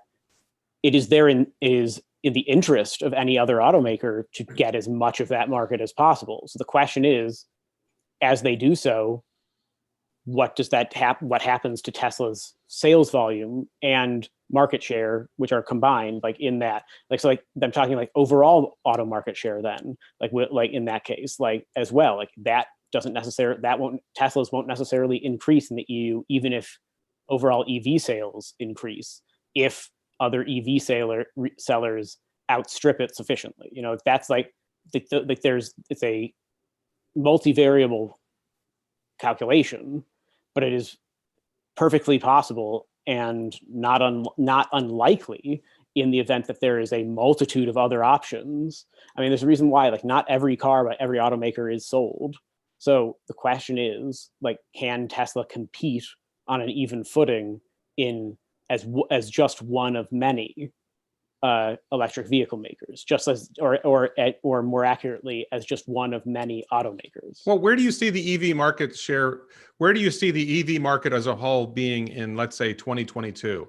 Maybe there were 1 million EVs sold in 2020, let's say. Is that in the ballpark correct? Maybe it was more than 1 million globally. Where do you see the market in 2022? Do you see it, 50% increase, 10% increase, 100% increase? Where do you see that heading?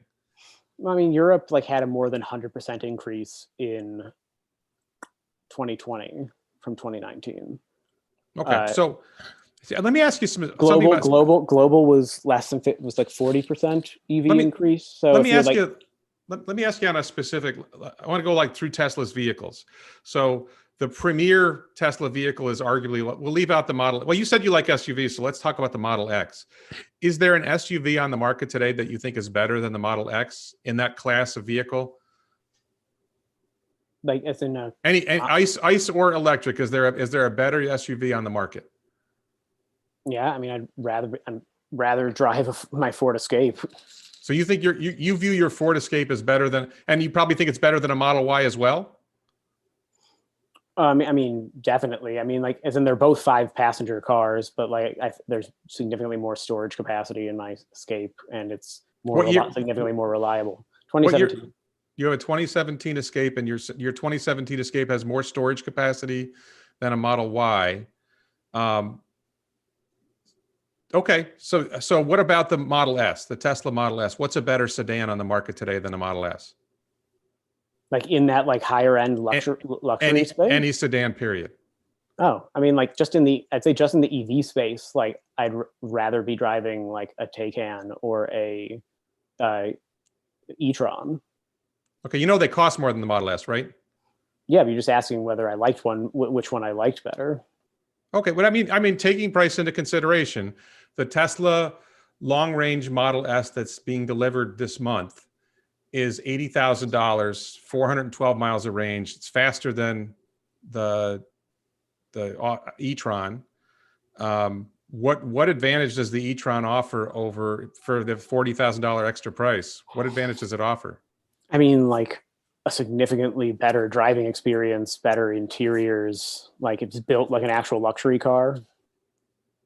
Okay, and then all right. So I think if I'm going to pay for a luxury car, I'd like it to feel like I'm driving a luxury car. Okay, how many miles do you expect to get out of your Ford Escape? How many miles do you think it'll last? A few 100,000. Okay, and if you were to sell it today, what kind of resale percent? What do you think you'd be able to sell it for as a percentage of what you paid for it? Well, I have no idea. Like, I've done a bit of body damage to it over time. No, I don't mean with damage. I mean, do you think that Teslas have higher resale value as a percentage of their purchase price? Like compared to ICE vehicles? I'd say like almost certainly not. Like in almost any case, like even with like Carvana's like spoofing the numbers, like trying to like pretend that Teslas have higher resale value. Like why would a Tesla have higher resale value when they need to have their when like all the add-ons that you like get like FSD originally like don't go to the person who rebuys it. You don't get like, so like that automatically like puts you in the hole. You also have the problem of like refreshes and like the constant like upgrades to the newer versions, or in the case that you're talking about the Model Y, of like essentially a different car that looks the same. Like it's I think that the resale value of Teslas are going to be like significantly compromised under those circumstances, and I'd say that will only get worse as time goes on, considering that Tesla essentially has stopped investing meaningfully in expanding both not just supercharged, but more importantly, maintenance and like capacity. Like the number of repair locations had like per vehicle has just been dwindling at a pretty staggering rate over the last couple of years. And those are other examples of why like Tesla, doesn't really make money. Let me ask you about something. I would confront you about the supercharger thing, but I'm not going to. I actually had something I think might be more interesting, which is a lot of people in the Tesla community and maybe in the anti-Tesla community are talking about the Tesla decision to buy $1.5 billion worth of Bitcoin. What do you think about that decision? And I wouldn't say about Tesla, but what do you think? How do you think other companies should respond? Should Apple buy Bitcoin? What do you think in general about that idea? I think any non-meme company won't buy Bitcoin. Like Apple has no need to like gamble in like speculative frenzies. Like why would they bother? Like they actually make money. I mean, from Elon's from the Tesla perspective, it had the advantage of distracting everyone from the 5 Chinese regulatory agencies cracking the whip on them, which is one of the other reasons, if you like, about him being a Chinese asset, that he respects the Chinese government a lot more than he does the US government. It's because he recognizes the cost of non-compliance is significantly higher. However, by the way, that's a common thing I hear from Tesla fans, is they're concerned that China will take advantage of Tesla in some way, that investing in China the way they did is dangerous. They'll steal their technology, or, they'll just take the factory or something like that. Do you think, and my personal take on it is, I think the US government poses a bigger threat to Tesla than the Chinese government, because the Chinese government, no matter how rich you are, no matter how powerful you are in China, you still have to breathe the crappy air. And no one company is doing more to clean their air than Tesla by using electric vehicles and producing solar and batteries. I'm guessing you disagree with that. I mean, they're not that's not doing much for China at all. What's going to change? Extremely low ASP, low cost, short range EVs are what are going to change that in Chinese cities. But the overall smog and ecological emissions problem in China is going to only continue to rise because it's principally industrial. That's not, and that's not going to change. Aren't they shifting to renewables and trying to get off coal?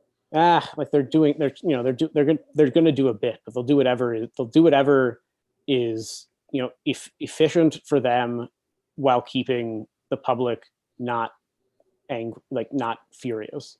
Okay. They've only switched to talking about the ecology to a degree because of a essentially slowly enriching middle class that cares about those sort of things. So let me ask you about solar. I ordered Tesla solar roof. I'm on hold because they need Miami-Dade. They have to get certification for 175 mile an hour winds, because we have these things called hurricanes in Florida. And I'm told they should have that in the next few months, and I should have my roof in 6 months. We'll see. But I live in a neighborhood where we're required to have premium roofs. And we haven't been able to get a quote. There's so much demand for new roofs in South Florida right now. We haven't even been able to get a quote from a regular roofer. But my neighbor had a quote for the same model house. It was $38,000 for a regular concrete tile roof on his house. I think it's called concrete tile. So I went to Tesla and went online, and the quote for my roof was $38,000, but it's going to have solar, and it's going to save me $200 a month on my electric bill. That seems like a fantastic no-brainer and a really huge potential business for Tesla if they can produce those at volume and produce them profitably. Where do you see that going, solar roof in particular? I mean, probably not far. If you want to talk about Tesla's solar business, happy to do that.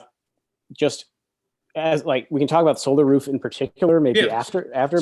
Specifically solar roof tiles. Okay, specifically. I think the retrofit is a smaller thing. I think the solar roof tiles is a big deal.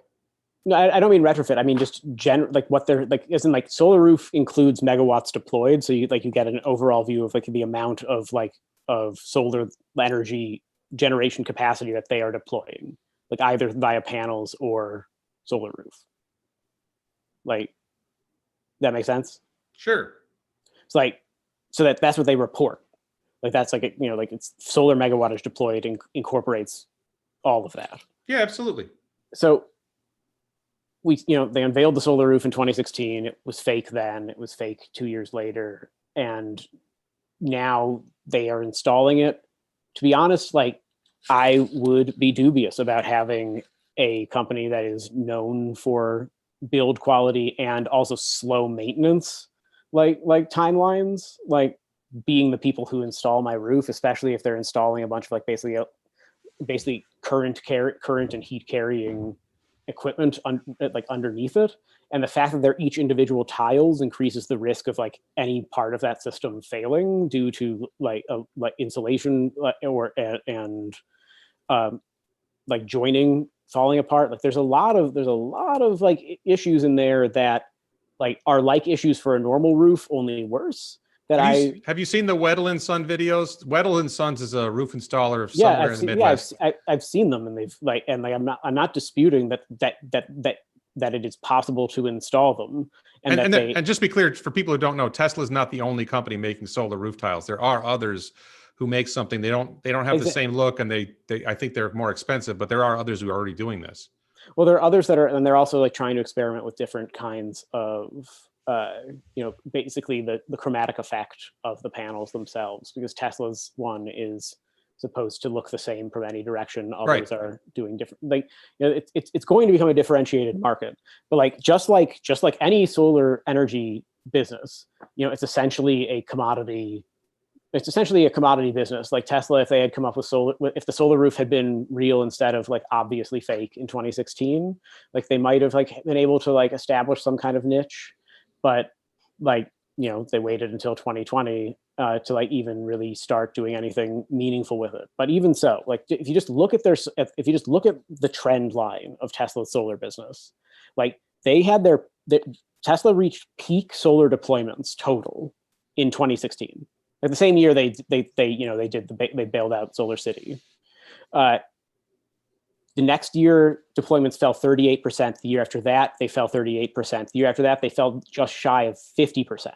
And now they're up like 18% in 2020. But like where the total solar deployments in 2020 is less than 1/4 of their solar deployments in 2016. Like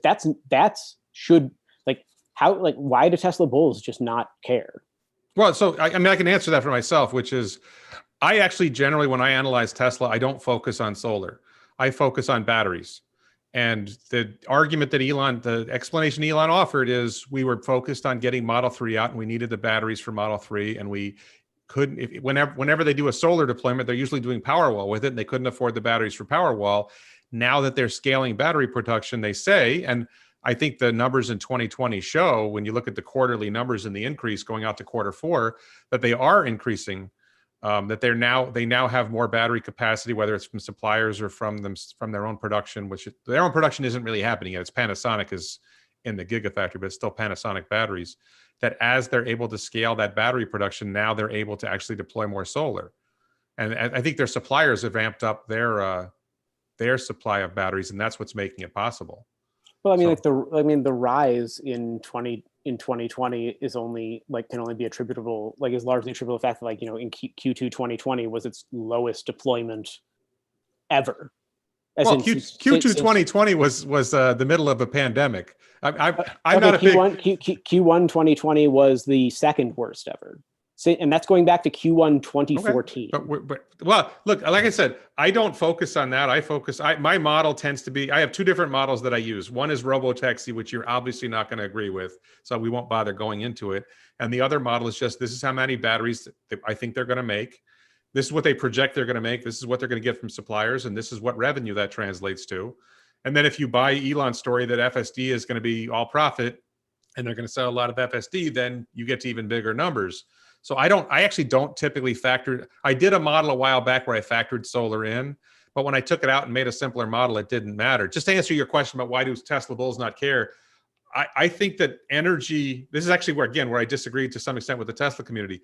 I think energy may become a large revenue part of the company if they succeed in ramping solar and ramping battery grid storage, that type of thing.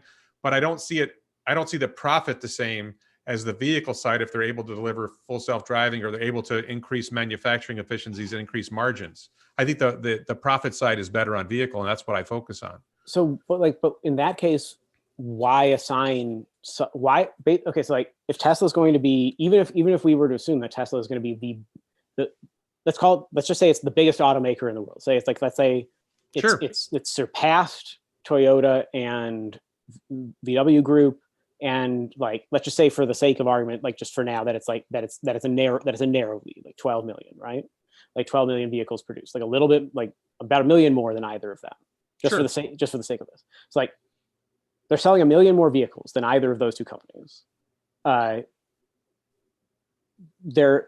So you have like, so I'm trying to like understand how you find a valuation that's at a premium then. So like even if in several years, let's say they're selling vehicles and somehow managing to manage a profit margin similar to VW and Toyota in doing so.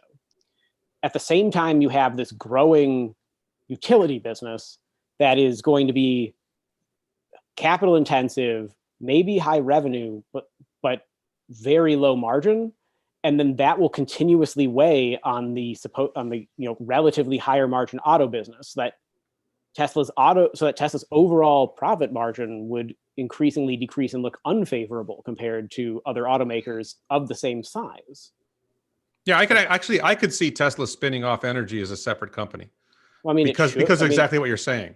I could see that being. I've actually thought about Tesla spinning off Europe as a separate company and spinning off China as a separate company. I think a lot of those things are possible. But to answer your question, if you pick a given year and you say Tesla's going to make this many vehicles, and I don't agree that the margins are going to be the same as Toyotas and VWs. I think their margins are going to be higher, and that's. Can we talk about that next then? Sure, but leaving that aside for a second, even if they have the same margins, if they're growing, the reason, like a lot of the arguments I hear from people are critical of Tesla, and they say, well, they're not making much money. Their price is too high for the amount of money they're making. I bought Amazon stock in 2013. They were unprofitable in 2013. They weren't unprofitable. Yes, they were. 2013 was a bad year. How much free cash flow does Amazon have? I'm talking about earnings per share. So, but regardless, it was not a very profitable company. We can agree on that. Tesla was not a very profitable company in 2020. So I looked at Amazon, and my reason for buying Amazon was, I realized I was addicted to Amazon Prime. I realized I was checking Amazon every day to see what I could buy. And I thought, other people, and I'm not even saying I was right as to why Amazon grew, but I realized, well, if I'm doing this, other people might do this too. And I bought Amazon stock, and my biggest investing mistake in my life was I didn't buy enough Amazon stock. So I made a lot of money, but I would have made a lot more if I had bought more. I feel like people who are critical of Tesla the way you are missing the point, which is if they reach, let's say, 10 million cars a year, and they're growing at 30% a year, 50% a year, the reason their stock price is higher is because the PE ratio, or the price to sales ratio, for a company that's growing 30% a year is higher than a company that's not growing. And Toyota and Volkswagen and General Motors and Ford are not growing. They are stagnant companies. Actually, I wanted to ask you something else. We could talk about margins in a second, but I wanted to ask you about something else, which is, I look at Tesla. You basically agree that Tesla is going to grow to, say, 900,000 cars in 2021. And probably, I imagine you think they'll continue to grow at least to some extent into 2022, 2023. If Tesla sells more cars, doesn't that cut into, to some extent, the vehicle sales of the major car companies, the Toyotas and Volkswagens, and at what point does that create a problem for their business model? I never hear people critical of people are critical of Tesla's business model. I have that, and I may be wrong. I want to tell you my theory, and I may be wrong because I'm not an expert on the auto industry. I think Volkswagen carries something like $200 billion in debt. I think Toyota has a lot of debt. A lot of these car companies have a huge amount of debt, far more than Tesla does. They're larger companies. They produce more cars. I get it. But I believe that the premise behind that debt is they're going to maintain their markets, their sales, or grow their sales over time, and that will enable them to pay off the debt. If at some point markets get a signal that they're shrinking, don't they have to go bankrupt? If they owe $200 billion and they're barely profitable, and then they start losing sales to Tesla or to Lucid or to NIO or whoever, if they start losing sales to someone else, doesn't it put them in jeopardy? And then the competition isn't coming, the competition is vanishing? Well, I mean, like what you're just describing like the natural competitive framework of like a multi-agent market. Like, so you have like multiple, like there's a total auto market that grows at a certain rate. There are players within it that either are growing faster at the rate, slower than, or are contracting in sales. Like that's like the nature of like that's the nature of any like dynamic market. The auto market is one such as that. Like Toyota and VW and stuff have seen like, they do see annual like earnings growth, annual volume growth over time, like because they grow with the secular market to a degree.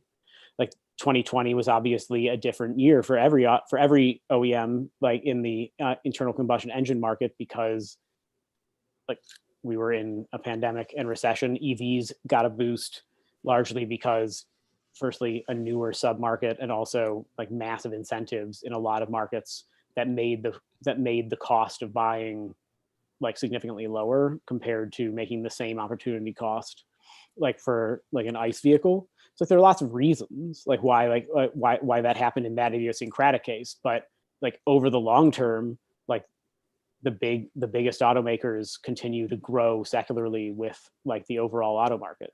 Right, Like but suppose Tesla does reach 10 million in sales. Don't some of those sales come at the cost of the the ICE companies? assuming they did reach 10 million in sales, it probably would come at the cost of others. The And question is, and then wouldn't some of them go bankrupt?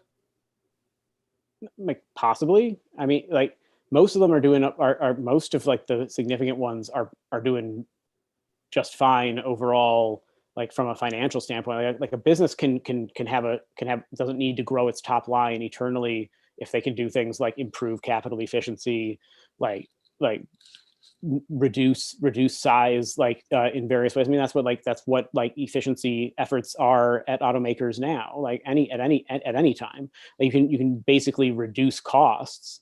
Like But you can't reduce interest expense. If you owe $200 billion, you've got this interest expense problem you've got to deal with. And and that interest expense is paid for by growing sales, allowing you to maintain some kind of profit so you can pay off the debt. At some point, you become unable to pay off that debt if your sales drop.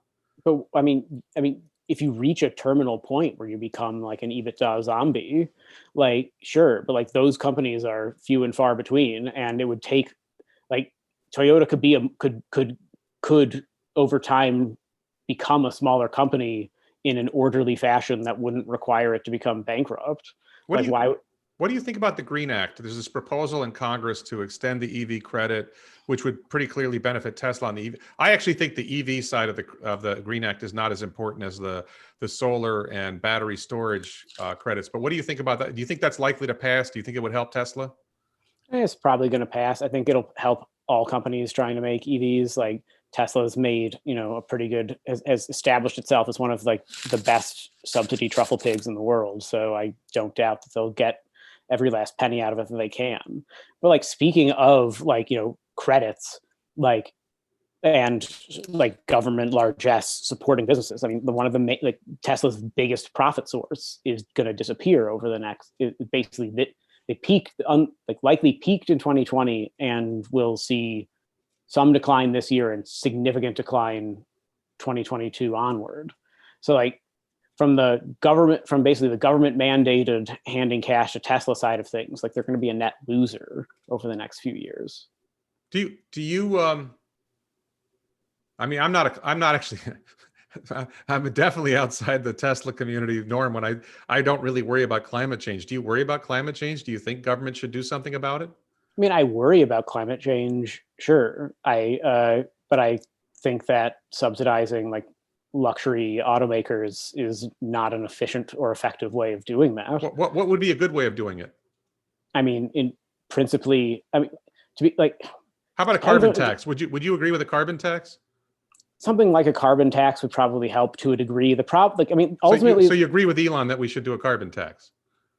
I mean, like, Elon Musk isn't like, not every idea he has ever espoused is a bad one. Like, okay. So, but I mean, for some reason, politicians have jumped on this idea of regulatory credits, tax credits. I don't agree that tax credits are subsidies, by the way, but it's easy. And sounds good. And it's actually one of the things that I dislike about Elon Musk is that he, as a central figure of our fight against fossil fuels and climate change, engages in an aggressively self-serving way of implying that extremely battery dense long range electric vehicles are somehow like the tip of the spear for like climate change, when in reality the future electric vehicles of the world will be much shorter range, like on average, because there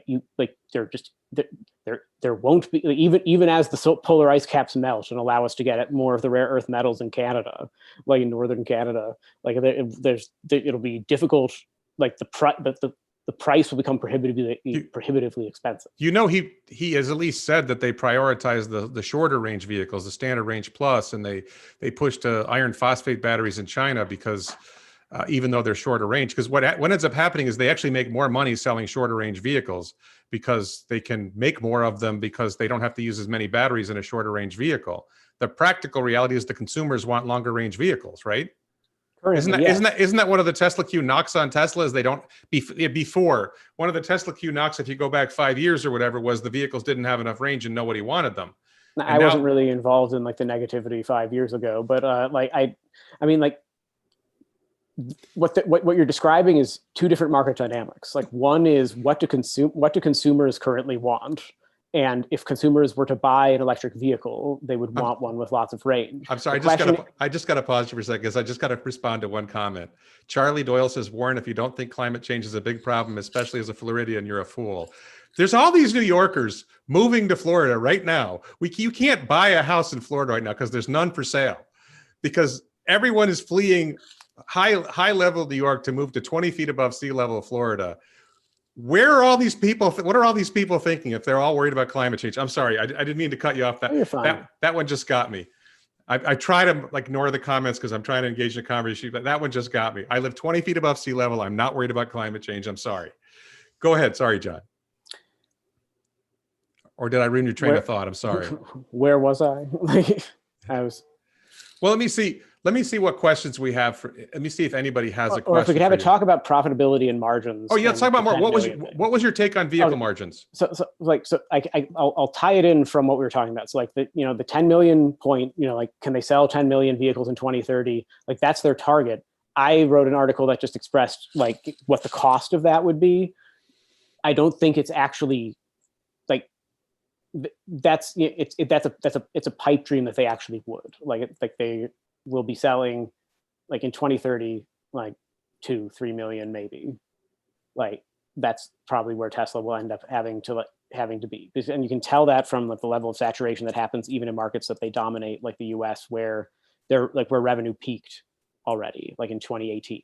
Like that should be indicative enough of the fact that the level of dominance of a particular market has a ceiling. As EV adoption increases, it will rise a bit, but a lot of that will be driven by the availability of other options across a range of different models.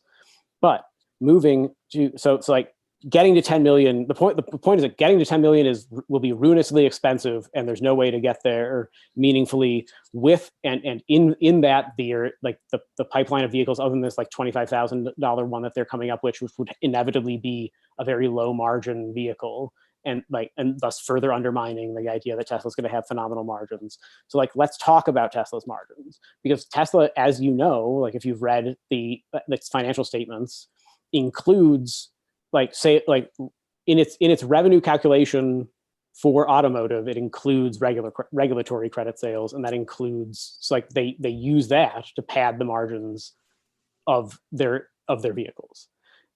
So so automatically you've got the reported revenues are higher than they are in reality. And I think I heard you say once, like in a different broadcast, that why shouldn't they sell those? Why shouldn't they sell those credits? Like like they can. So like it's not like, and I would say that there is nothing, like I'd be doing it too. Like they should be selling them. The operative point isn't a moral one about them selling regulatory credits. It's more about them obfuscating the source of their improved margins, but even more importantly, it hides the fact that though that's very important source of revenue is ultimately transient. Are you saying that the regulatory credits shrank during 2020? No, they blew their wad this year. I think it's going to this 2020 is there. So you're projecting regulatory credits did grow in 2020, even through Q4, but you're saying somewhere in 2021, 2022, it's going to vanish. Over the we hit the peak this year. It'll go down next year, but they've been hoarding them for ages, and they also had a significant deal with Fiat Chrysler.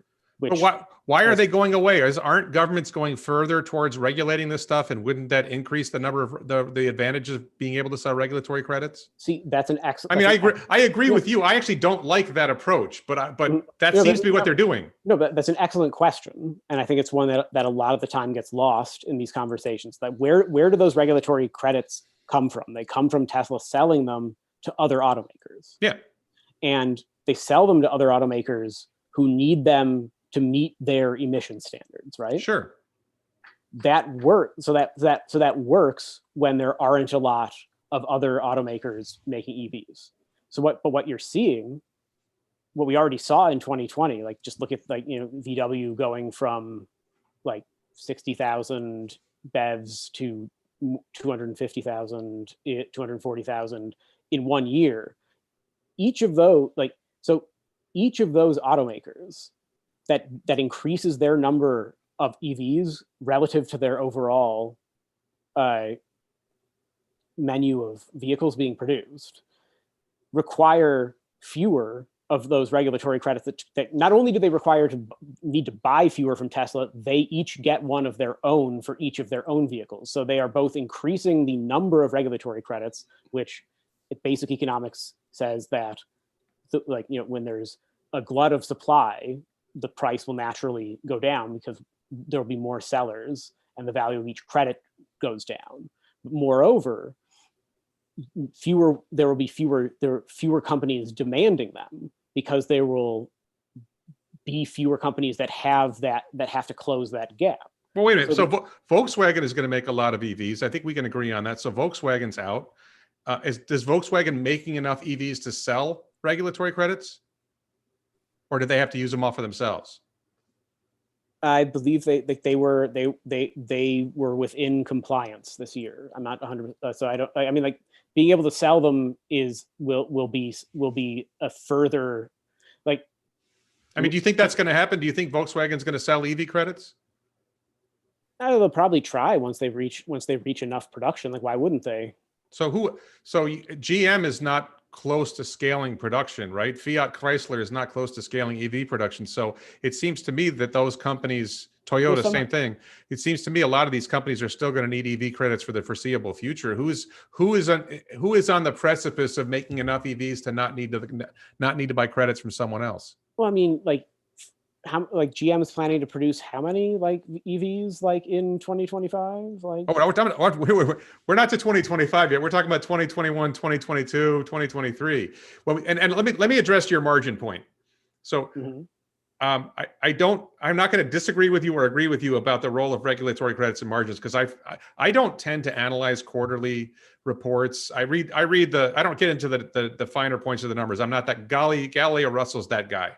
I look at long-term where I think this is going, and where I see the margins coming from is that manufacturing side that I talked about, that if you reduce the cost, if you take a vehicle that used to take 1,000 robots to make, and then you cast the rear section of the vehicle in one piece and you eliminate 300 robots, then you're saving money on the cost of making the vehicle. If you then cast the front section of the vehicle as one piece, then you eliminate another 300 robots, you're saving costs on manufacturing the vehicle. If you go to structural battery pack, and if you lower the cost of your batteries by manufacturing your batteries in a much more efficient way, and you get the cost per kilowatt hour of your batteries down to $60 a kilowatt hour from 120, when you put all those things together, the cost of making the vehicle goes down.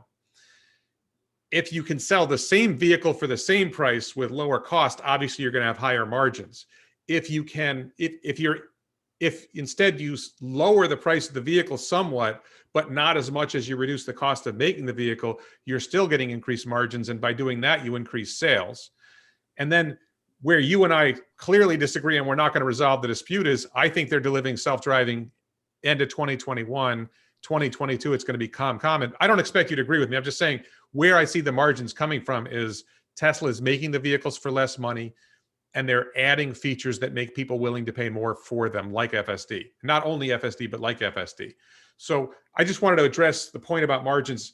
I see it differently than you, and I don't rely on regulatory credits at all for that analysis. It's just, look, it costs them this much to make a vehicle now. This is what they sell it for. Their margin is this. If they're able to make the vehicle for less and sell at the same price, their margin's bigger. I mean, you may not agree with where I'm coming from, but the rationale makes sense, right? If they are able to make the car for less money and sell it for the same price, their margins are bigger, right? I mean, like, yeah, like, you could say that about you can say that about literally any product. Like, if you can sell something if you make something for cheaper than you currently make it and sell it for the same price, you can you make more money. If you reduce the price, like, to be more competitive with other players who are not cost leaders, you can't you can't. That's like that part, that is an internally consistent point. The question is that in any way likely with Tesla? But we know they're making the Model Y with the rear section cast in one piece. You can see flyovers of the Fremont factory where the thing's cast in the piece. Sandy Munro took apart one of the cars. I mean, is Sandy Munro a liar? Do you know who Sandy Munro is? I mean, Sandy Munro, who made a packet selling Tesla stock. I mean, it's one thing to be like an investment commentator with a bias. It's another to be a guy pretending to be an auto expert, like doing breakdowns and as a shareholder, and then bragging about selling it. But he tore down the car, and there was one piece there. You could see it. I mean, they didn't make up that the car was that. They didn't make up that there was you could see the machine casting the pieces. He tore apart the car. You could see single piece. I'm not denying that is how they intend to make the cars. I am questioning firstly whether that will actually be efficient. Secondly, I'm questioning whether that will be a viable long-term method of manufacturing vehicles, and whether it actually improves time, wear, quality, and every other aspect of that. And I'm questioning whether it will create additional problems down the line for things like maintenance and damage control that we talked about at the very start of the conversation. Right, but I mean, doesn't it make sense that if you cast the piece as a whole piece, that you no longer have to assemble the thing out of 300 parts, and that's going to lower labor costs. It's going to lower the number of robots you need, as long as the casting process itself isn't outrageously expensive, which could be a problem, right? If the casting, if the cost of casting was really high, that might throw everything off. My impression is the cost of casting is significantly lower than this process of taking 300 pieces and putting them together. Doesn't that make sense? What I'm saying is that large piece casting, the casts frequently don't last as long. There are lots of economic issues here that you're papering over, saying if they work, it will be better. And it is true that if they work all as said, then it would be better. But even then, you have to contend with the fact that if it works, do you honestly think that any other automaker is just going to be we're going to keep doing what we do? But then I would further layer that with the fact that to point out why automakers, especially ones that specialize in maximizing economy of resource use, shaving costs, just at the tiniest margin to improve efficiency, wouldn't watch, and if they were convinced that it was the case, wouldn't do the same thing, thus eliminating that advantage. But they're institutionally and organizationally incapable of that kind of innovation because they have stakeholders. They Volkswagen is tied to the German government. You're saying that Elon is a captive of the Chinese government. Well, Volkswagen is to some extent a captive of the German government and the German unions. And if they decided we're going to make our vehicles in a different way, or we're going to X out all these suppliers, and we're going to eliminate all this labor, they would have a huge problem. And you think you don't think the German government would have more of a problem that Tesla was the one putting the pressure on them? Why would they go after their domestic champion versus the company that would under that circumstance be causing the domestic champion to try to modify its behavior? I am honestly puzzled by that fact. I don't know. I think it's because the forces in Europe who favor environmental improvement are currently stronger than the forces that favor Volkswagen and BMW and Daimler's survival. And I think that might change. I think you might be right there that might change. Yeah. Or alternatively, they don't like, no one believes them. Like most of the rest of the auto industry doesn't. But let's be clear, the Model Y has the single piece casting, and Dan Neal of the Wall Street Journal said it's the best car in the world. Right? I mean, do you dispute that he said it? Because he said it. It was like a big headline. Yeah, he very clearly said that the Model Y is the best car in the world, and it has that single piece casting. It's clearly working.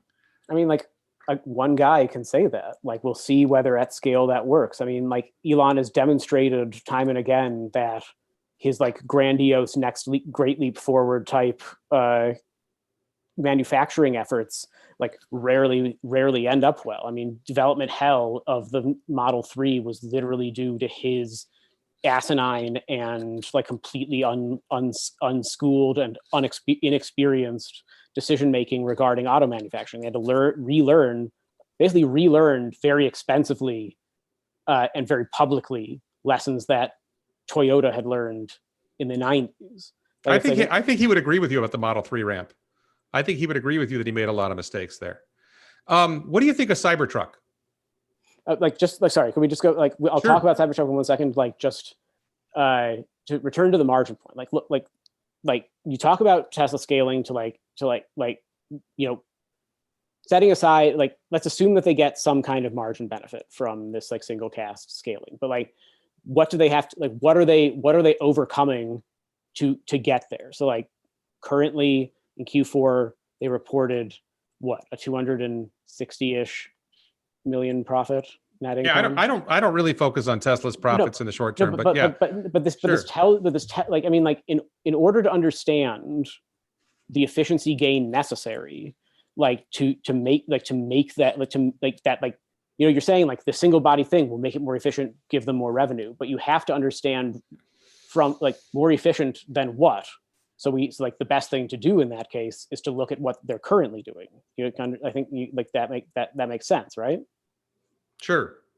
So like they reported what, a net income of like 260, 270, right? But they report, but like, and that which then you get like provision for it's like basically they still lost money in Q4 despite having reached this point. Did they have positive free cash flow? I mean, it depends how you define free cash flow. Because how do you define, however you define free cash flow? Like they reported positive free cash flow. That's the quarterly number stuff that I don't pay much attention to. Then where does all the free cash flow go? Because I mean, they spent more on Bitcoin in Q4 than they did on R&D. Like they do less research and development. Like 2019, they had negative capex. I'm sorry, they had negative capex when? In 2019. When they built Giga Shanghai? Yeah, weird, isn't it? Like, there's a lot of weird stuff that happens in the accounting in Tesla's accounting, because like they don't account for everything on the Shanghai side. It's kind of a black box. Just like the money can't leave Shanghai, can't leave China.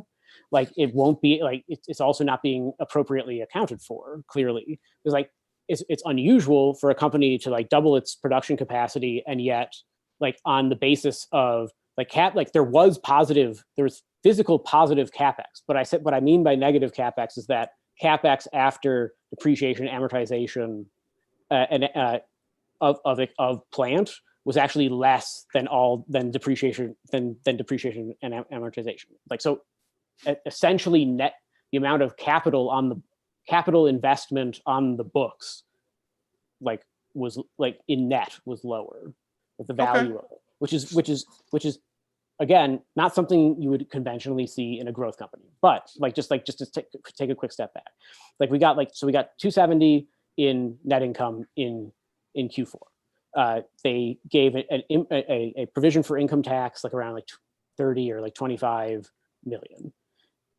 In that, you then had but then you had over $400 million in regulatory credit sales.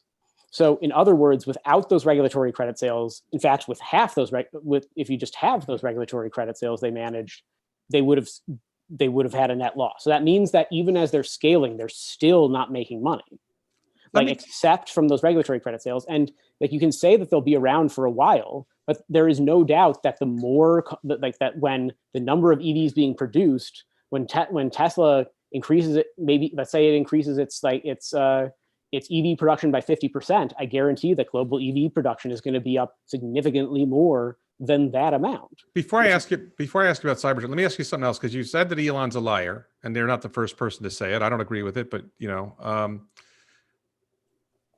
it seems to be you think that going forward at some point, market reality is going to catch up and Tesla stock is going to plummet, right?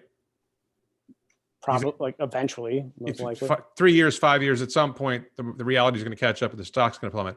Why is Elon Musk increasing his holdings of the company instead? Like a lot of CEOs sell shares in their company. They sell stock in their company and they diversify their portfolio because it's generally what's recommended. It's like crazy. Full disclosure for people who don't know this, I have a lot of Tesla stock, more than I probably should. Elon has, is very, very dependent on his own companies. He doesn't own stock in other companies. Why wouldn't he, if this is a fraud, why wouldn't he be selling shares and buying other stuff? I mean, like, I think you can probably answer the question yourself. Like, what do you think, like, the average investors like? Because I mean, like, most people who are like following the Tesla bull trend aren't, ardent bulls. Just they're following the momentum. They're hearing that they're not crazy like me. I got it.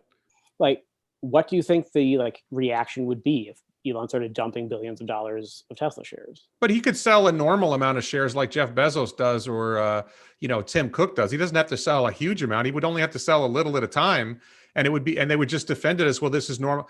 All the other companies do that, and people don't run from Apple stock because Tim Cook sells some shares of stock. I mean, and other insiders who sold stock recently. Was it Baglino? I think Drew Baglino or Zach Kirkhorn sold some stock. I mean, there's other Tesla insiders who sell some stock. It's the ration. I would argue it's the classic thing to do, to sell some stock. Yeah, I mean, and it would normally be smart to do, but he doesn't do it because the optics would be bad, for one thing, and secondly, because any reduction of his share count reduces his control over the company. Which, but what's the point of having control over a company that's going to flop?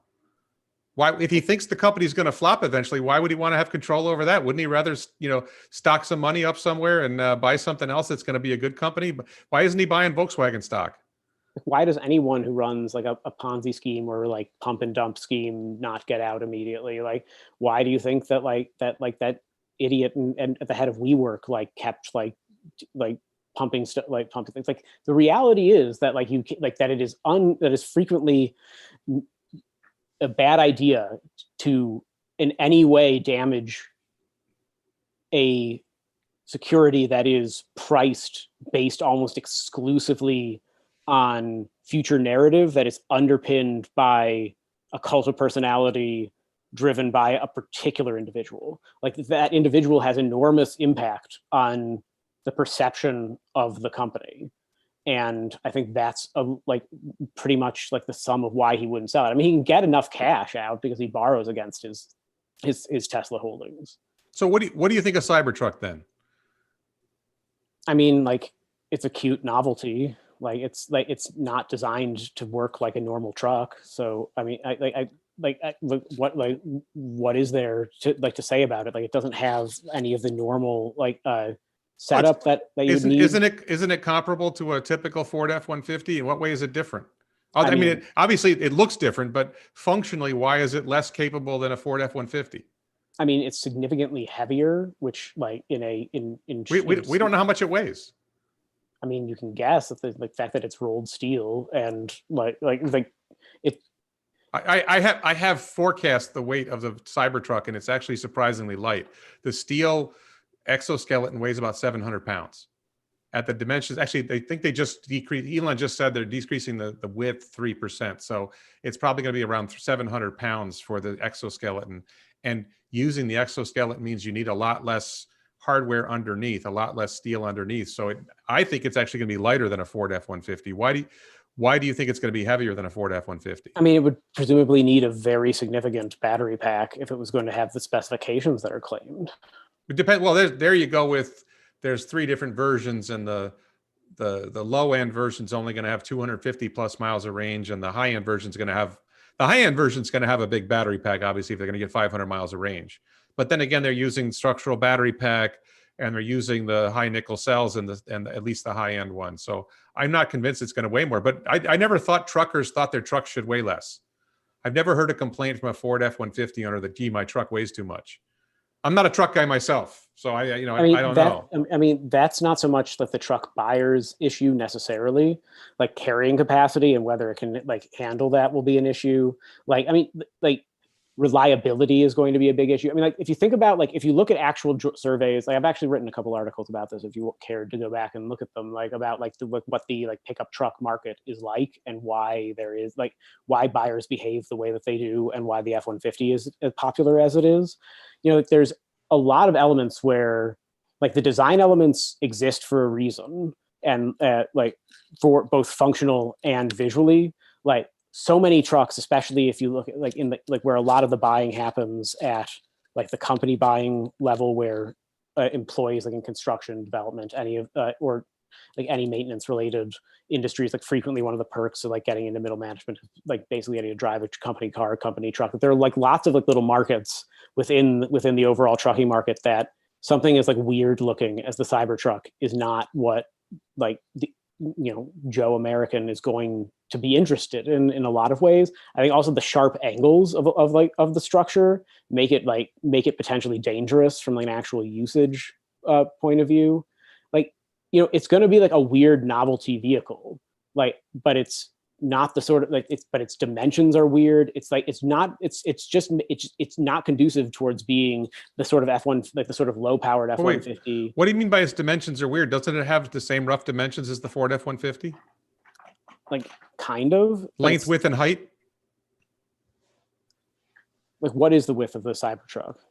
I remember watching the Cybertruck reveal, and it was targeted to be the same length, the same width, and the same height as the Ford F-150 with a 6.5 foot bed, which is how big the bed is in the Cybertruck. It's basically the same. They deliberately targeted the Ford F-150 when they designed it. They were going for that market.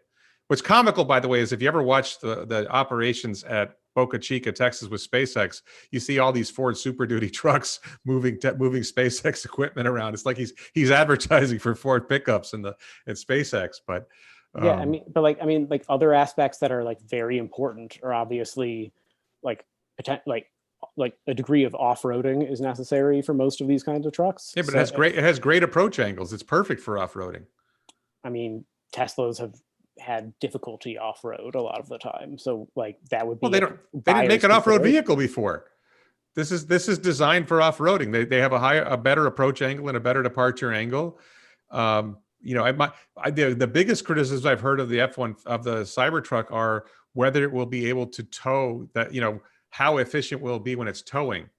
In other words, what happens to range when it tows? And I don't know the answer to that question. I don't think anybody knows the answer. We're going to find this out. But like those are big questions, and I think like those are questions that will also be.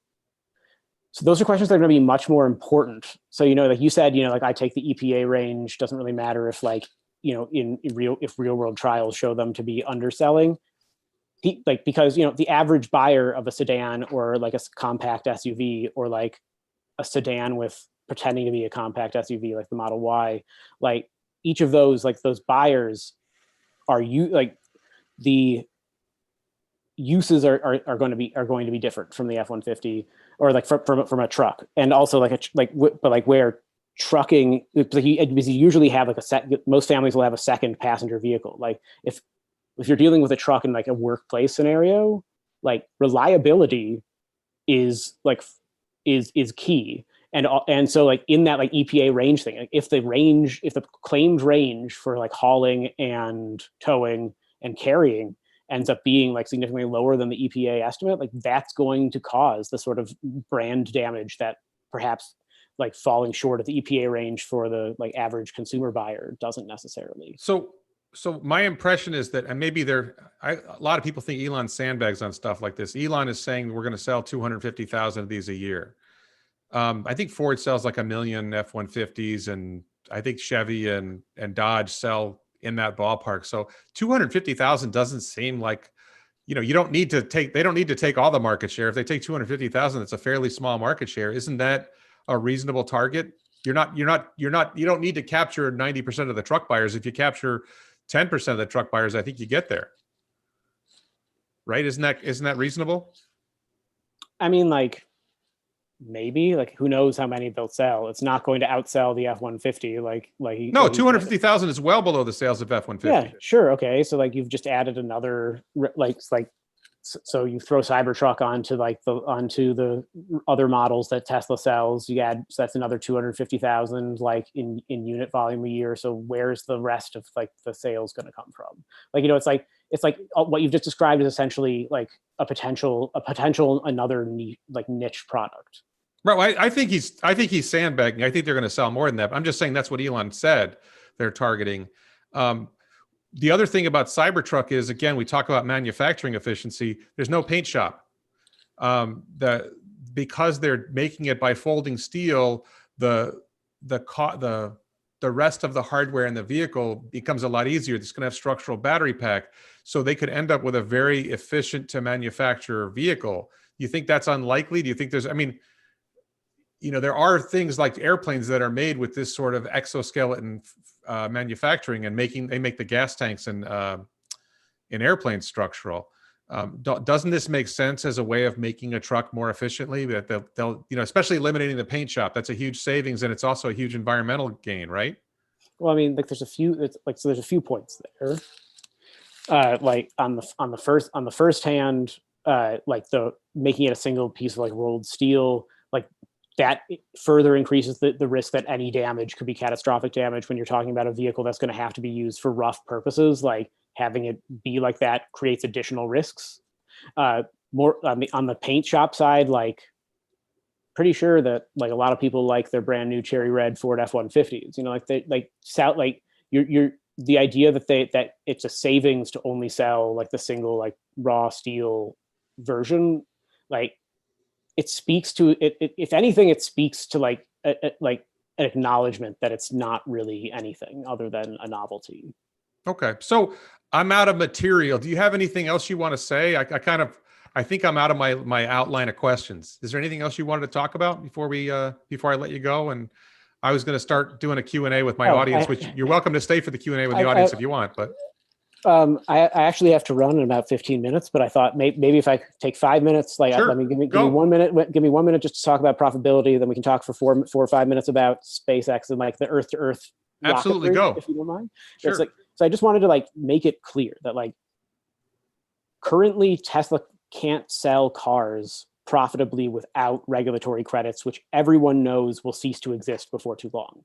If the hope is that they will be able to cover that distance and then some through more efficient manufacturing, that is basing a thesis completely on hope and not on the fact that they have now built 2 full factories, neither of which has managed to successfully to operate profitably at the without transient regulatory credits. Moreover, like the just natural increase of competition of other will weigh on that, and also have to factor in the fact that a lot of their financial numbers are obfuscated by the fact that they radically underinvest in things like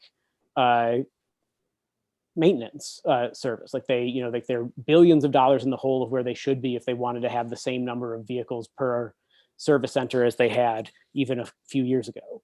Like all those things add up negatively on the will it be able to be a sustainable business? And like if we're talking about its ability to be a sustainable business without regulatory credits long term, then we should be having a conversation about whether it should be given a premium valuation, not just at 10 million, not even if it's like, you know, if like assuming that it's producing 10 million vehicles at the same margin. It's like, no, if it was producing 10 million vehicles at double the margin of VW, it would still be double the right value. And that's also excluding like the margin crushing aspects of like trying to sell commodity solar products and commodity battery products.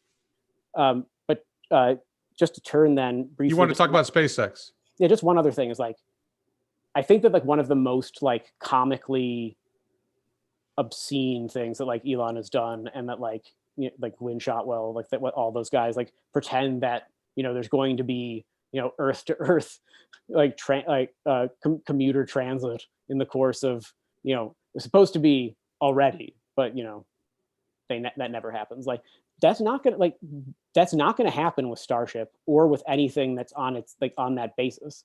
Like it's first, like that's literally just science fiction, and it's the sort of thing where it opens my eyes to the fact that people are willing to basically believe completely fictitious things because a few things that are close to it, like relandable rockets, allow them to make that leap. But just think about it. Just to be clear with you, I actually have questions about how Starship point-to-point could work on Earth, because of particularly if you can't launch it, they often can't launch when they want to launch. Exactly. So so I'm curious about how that's going to work out. Yeah, just if you want to know some questions you might want to ask, if you have someone else who's like a SpaceX bull on it, and I'd happily come back and talk exclusively about that and Starlink and other aspects of SpaceX. But a key thing that needs to be understood there is so firstly, as you say, weather conditions have a very significant effect on the ability to safely launch rockets. They still launch in relatively dangerous conditions now and still scrub launches even when people aren't on them. Imagine if you're just Joe Schmo trying to travel from LA to New York. The safety parameters are going to be radically higher. So you're talking about enormous changes. This is like the big question. I have a list of questions I would ask Elon if I got an interview with him. Yeah. One of the biggest questions, how are you possibly going to do point-to-point travel, commercials, air travel via Starship when you can't launch? How does it manage to launch in bad weather would be my question. Yeah. So I'm not saying they can't do it. It's just I'm an Elon fan, and I love Gwynne Shotwell. I believe they have an answer. I just don't know what the answer is yet. Sure. I mean, they haven't shared it, so it would be good to hear it.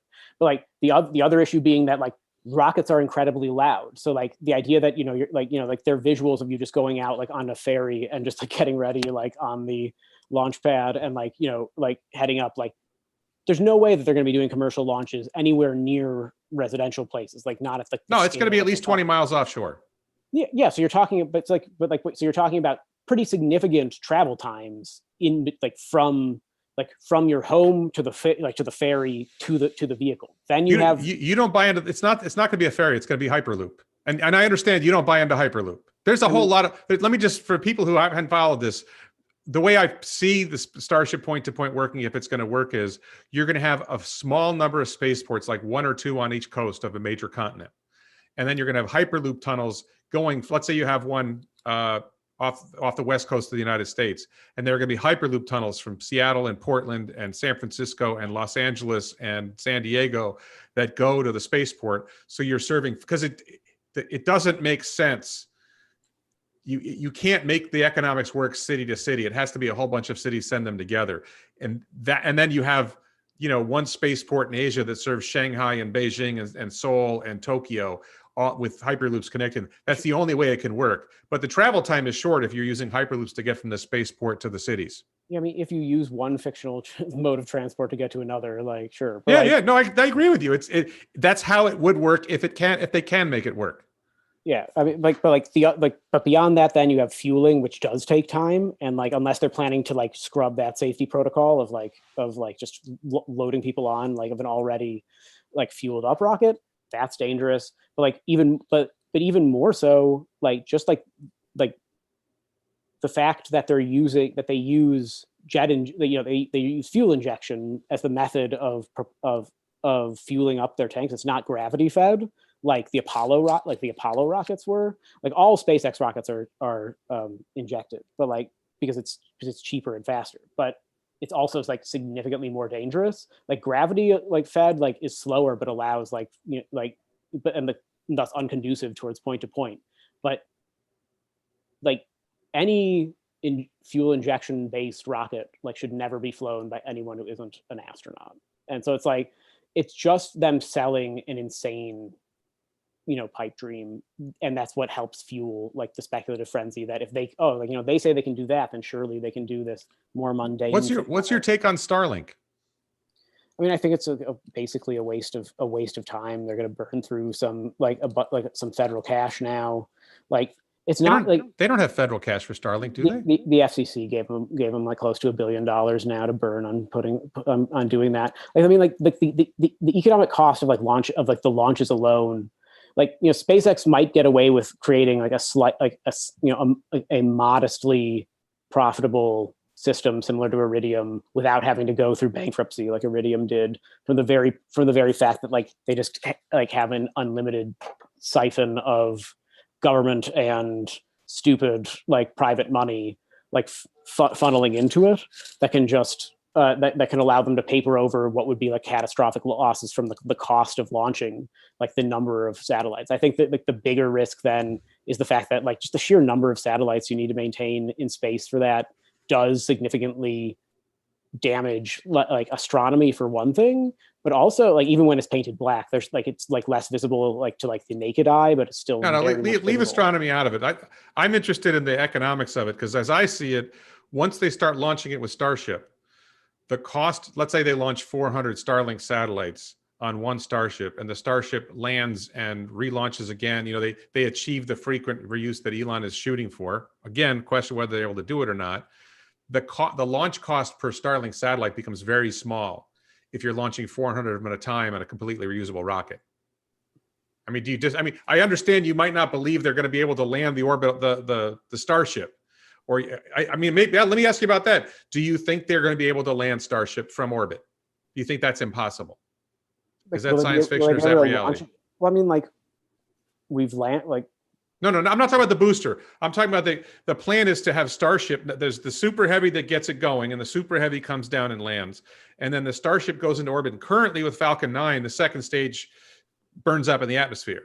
The plan is to have Starship get the Starlink satellites into orbit, let's say if it's doing a Starlink launch, and then the Starship comes back into the Earth's atmosphere, faces massive heating, and somehow comes down and lands back at the place where it took off or at another spaceport.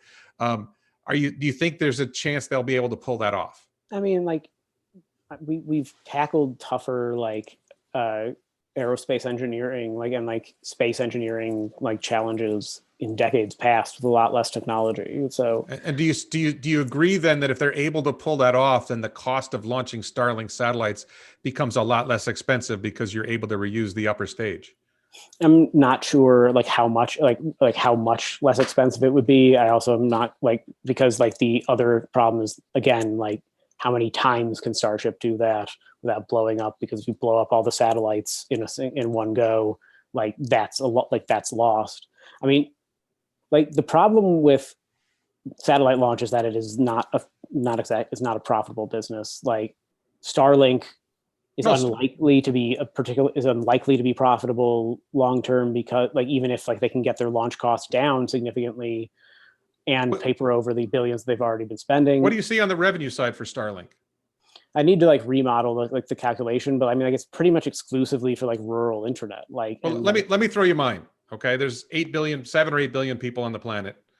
So, and you know, the vast majority of them live in cities, and Starlink is not ideal for cities. I'm not going to get a Starlink at my house because I have high-speed internet. I have fiber optic internet at my house, so there's no point in me getting, and it's paid for in my HOA fees. So it would be crazy for me to get a Starlink here. I am planning to build an off-grid cabin. I'm going to get Starlink for that, but the market for it is fairly small as a share of the overall market for internet services. I would agree with you on that, but still, I don't think it's crazy to say 100 million people paying $1,000 a year. And that's a big business. Why would they pay $1,000 a year? It's $100 a month for if you're rural. What are people paying for crappy internet now? People right now, like my cousin lives in southern New Hampshire, and he's unfortunately for him south of the line where you can get Starlink. And I think he just got approved. Now they're expanding his area, but he's not going to get it right away. But he pays more than that for, I think it's HughesNet or something like that. And Starlink is going to have much better bandwidth, much better latency. I think there's a lot of, it's not half the market, right? I'm not claiming they're going to get 50% market share of internet services. I'm saying they're going to get 5 or 10%, but that could work out to 100 million people paying $1,000 a year. And that's a huge chunk of revenue, right? If I'm not mistaken, that's 100 billion a year in revenue. That covers a lot of costs if you're able to do 100 billion a year in revenue. And I'm not saying that's right away. I'm saying that's eventually when they get to 10,000 or 40,000 satellites in the network, they can achieve that level of revenue. You think that's crazy? I mean, like, I mean, that depends on like a lot. Basically, it would depend on a significant amount of like these already large amounts of investment into rural fiber and like internet expansion, like ongoing in most like countries. Like not happening the way it currently is, and all like I am highly skeptical of that they could get 100 million customers long term, like for their service. But even if it's 50 million, it's still $50 billion a year in revenue, right? Yeah, but what's the launch cost then? What's the maintenance cost of those things? Well, that's the point. The launch cost is fairly small. The satellites should stay in orbit for 5 years. If you're able to do Starship, if you're able to launch 400 at a pop at $1 million launch cost because you're only spending money on fuel, it ends up, and the cost of the satellites themselves is getting cheaper because they're mass producing them, and that's the whole idea there. So anyway, is there anything we were close to ending, and I gave you a chance to speak. Is there anything else you wanted to say?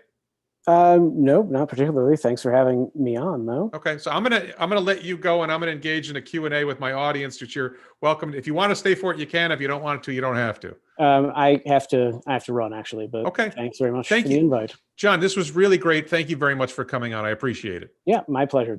Take care. So for those who are still watching, let's see what happens on the screen here. I don't know how this is going to play on YouTube, but I'm going to start looking at questions here. Let's go, or comments. Let's see if he's not sure what people never. Yeah, no, I think a lot of the things that John said, obviously I disagree with him on a lot. Obviously I disagree with John on a lot. I think a lot of his premises don't really make sense to me. So I'm curious. Let's see. Let's see. He's in a studio. Other people have said I should have Gordon Johnson on. I don't think Gordon Johnson would be a good person to have on, because when I've seen him on in the past on other programs, like I didn't agree with the way John approached things, but I felt like he at least answered my questions to some extent. And my take on Gordon Johnson is when you ask him a question, he talks about something else and he drops like 10 things out at once, and it's hard to separate out what he's saying. I picked that guy because he's a leading TSLAQ speaker and he was willing to come on, and I think that what's great about this interview was, and I'm going to go through this later, and I'm probably going to take out bits and pieces and do a summary video because sometimes he just talked really long and was not very helpful, is to try to pick out what his story is and what he's got wrong, because it's useful, right? Like, I'm confident that Tesla is going to be successful. I'm going to take these off, actually. I'm confident that Tesla is going to be successful. Now, that's weird hearing my own voice now. I'm confident Tesla is going to be successful. I'm not. It's good to see what other people say so you can try to analyze and see, is what they're saying making sense? And I agree with most of you that his answers did not strike me as genuine. Like not that he doesn't believe them, but they didn't really make sense. So when I talked about if you improve the manufacturing and you're able to get your costs down, and then you can sell the cars and get a higher margin, and he just dismissed that. His dismissal of structural battery pack and single piece casting and all that, either he doesn't understand where they are, or he doesn't want to admit that that might work, or it's hard to, to me, it's obvious that that works. And I didn't think he had a persuasive explanation otherwise, but it's good to hear it. I thought his answers about the Model S, that he'd rather have an Audi e-tron or something. And that when he said his Ford Escape was better than a Model Y, I almost died laughing. I held it back, but I was dying inside. That was comic. Yeah, he would favor his 2017 Ford Escape over an X-Y. That's exactly it, Francois. I had this like, really, you're going to go there? Because I have a Volkswagen Passat, and I like my Passat, but I would take a Model 3 over my Passat any day. Any day. So let's see. Where are some questions? I'm looking for questions. Did you lose a bet? No, I didn't lose a bet. No bets. I thought it was interesting. I enjoyed the engaging conversation. I think he didn't make a lot of sense. I'm sure TSLAQ will watch this and say I didn't make a lot of sense. But I thought it was good to engage in the conversation and not be rude. Because if I was rude, he would have hung up and would have been over. But we went through a lot, and I think he answered a lot of questions. Let's see.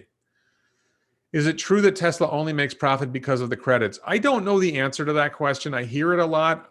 I don't actually care, because I don't focus on Tesla's short-term numbers and short-term profits.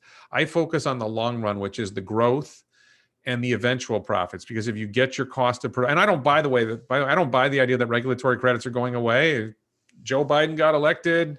Europeans are run by people who are terrified of climate change. Why would regulatory credits go away? And I don't believe that other car companies are going to be making EVs in volume. That was really one of the interesting points. I think he said that Volkswagen would make 600,000 to 800,000 battery electric vehicles in 2021. That's an easy claim. That's why I asked that question. That's an easy claim to check at the end of the year.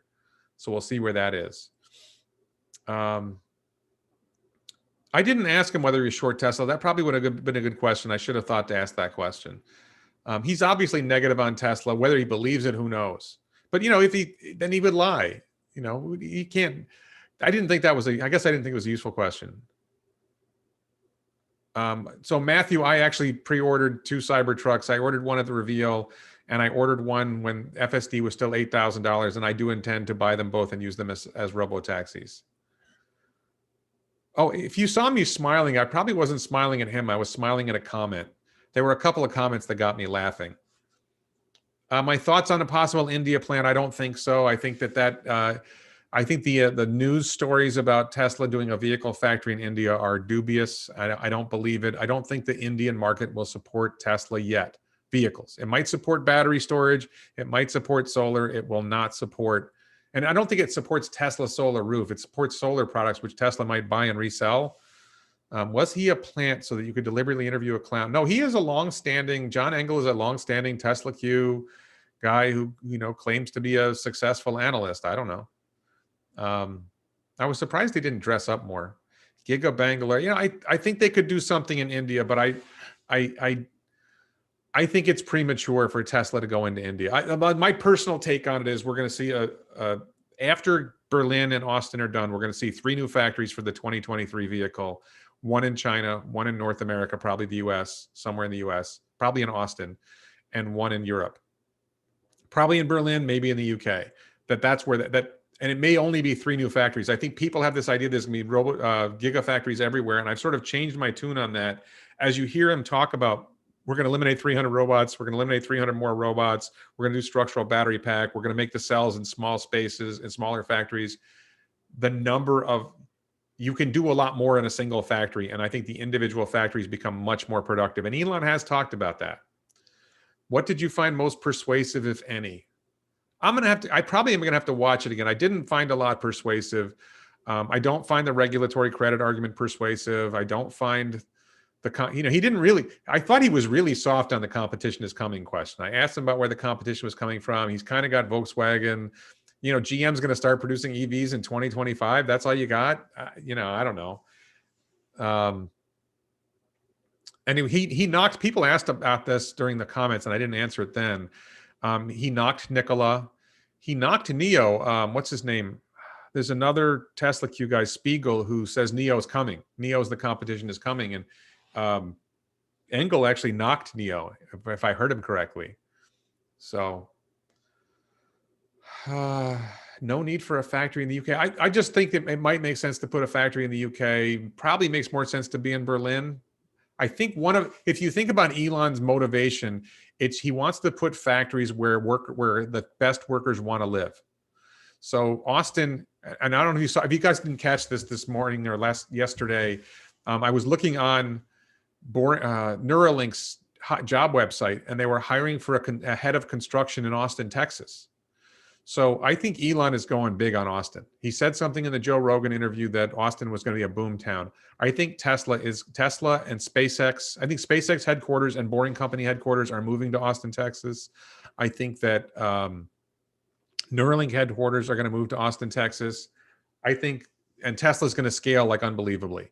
I think Tesla's going to make an insane amount of batteries in Texas. I think they're going to make the 2023 vehicle. That campus in Austin is huge.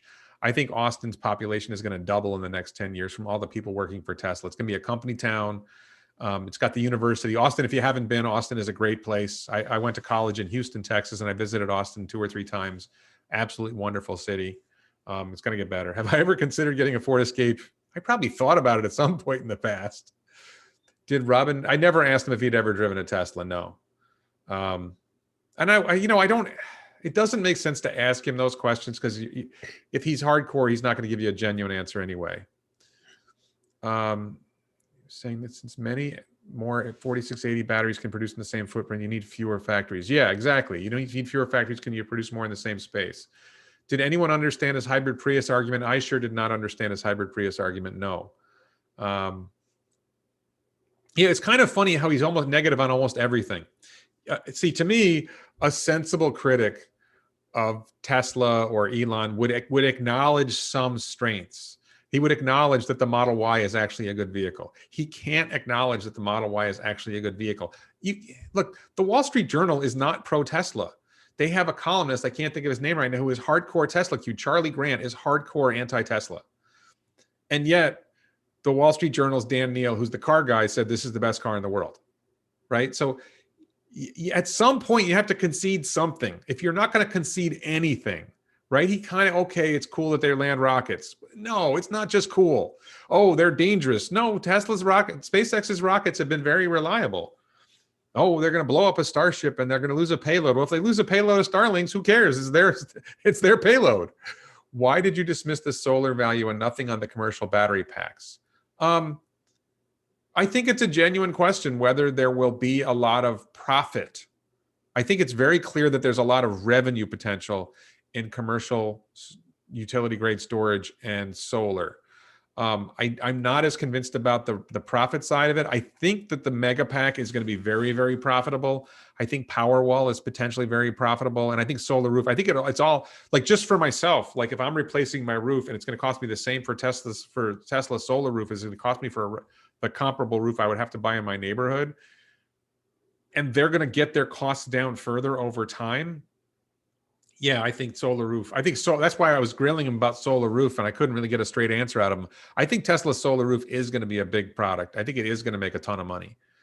So I probably should have been firmer on that. I don't know if Buffett bought Tesla. Yeah, he seems to be positive on Volkswagen. John Engel seems to be positive. He thinks Volkswagen is going to be the EV market leader, I guess.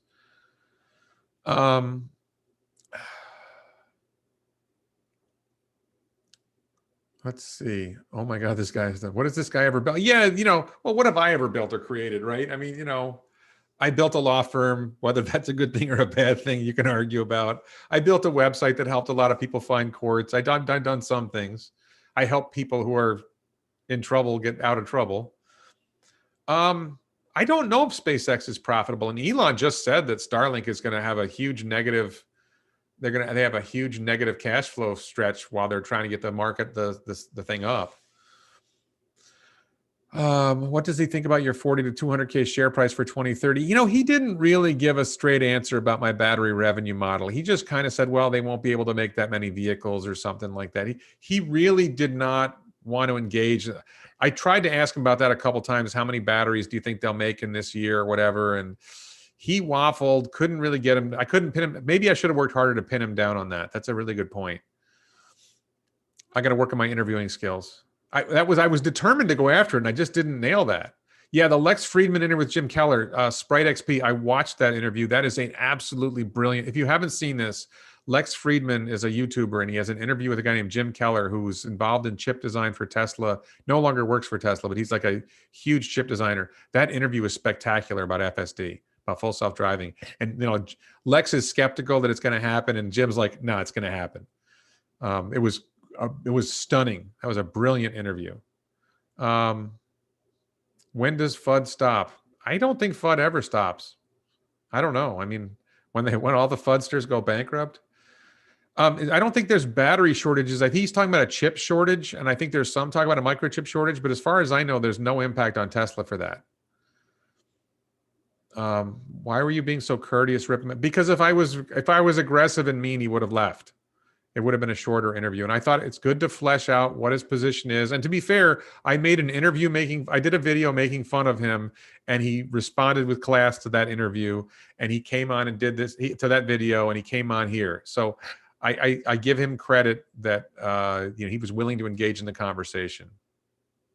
I don't make short-term share price predictions for Tesla. I should have asked him about comma.ai, but he probably doesn't even know about it. Or he's going to lie. I don't know. Do you really believe Florida has no sea level rise problem this century? Yes, I believe Florida has no significant sea level rise problem this century. And I obviously care. I live in South Florida. My house is 20 feet above sea level. If it was serious, I'd be worried about it. All these people from the Northeast, all these people who are supposedly worried about climate change are moving to South Florida 20 feet above sea level, or Miami 10 feet above sea level. I don't know. I don't think it's a huge problem. I don't think it's nothing. I just don't think I think it's an exaggerated problem. I feel that way about a lot of things. If you added back the costs of Giga Berlin and Giga Austin last year and most other future research costs, how much more profitable would Tesla have been? Yeah, if they weren't spending money on building factories, they obviously would have had a lot more money. But they're investing for growth. That's my point about, if you didn't catch it earlier, much earlier I asked him about my choice to invest in Amazon in 2013, and he really didn't give a straight answer there. He claimed Amazon was profitable in 2013. It wasn't profitable or meaningfully profitable. Do I have comments on Comma.ai versus FSD and George Holtz? I think that Comma.ai is a really interesting product, but I don't think they have the hardware suite and hardware and software background. They don't have a hardware suite in the vehicle, and they don't have the hardware and software background in their home office to be able to deliver anything close to FSD. They need to take it a step up. They need to come up with a kit that has more cameras and does more. Right? They're just going to be the nice driver assistance thing, but limited.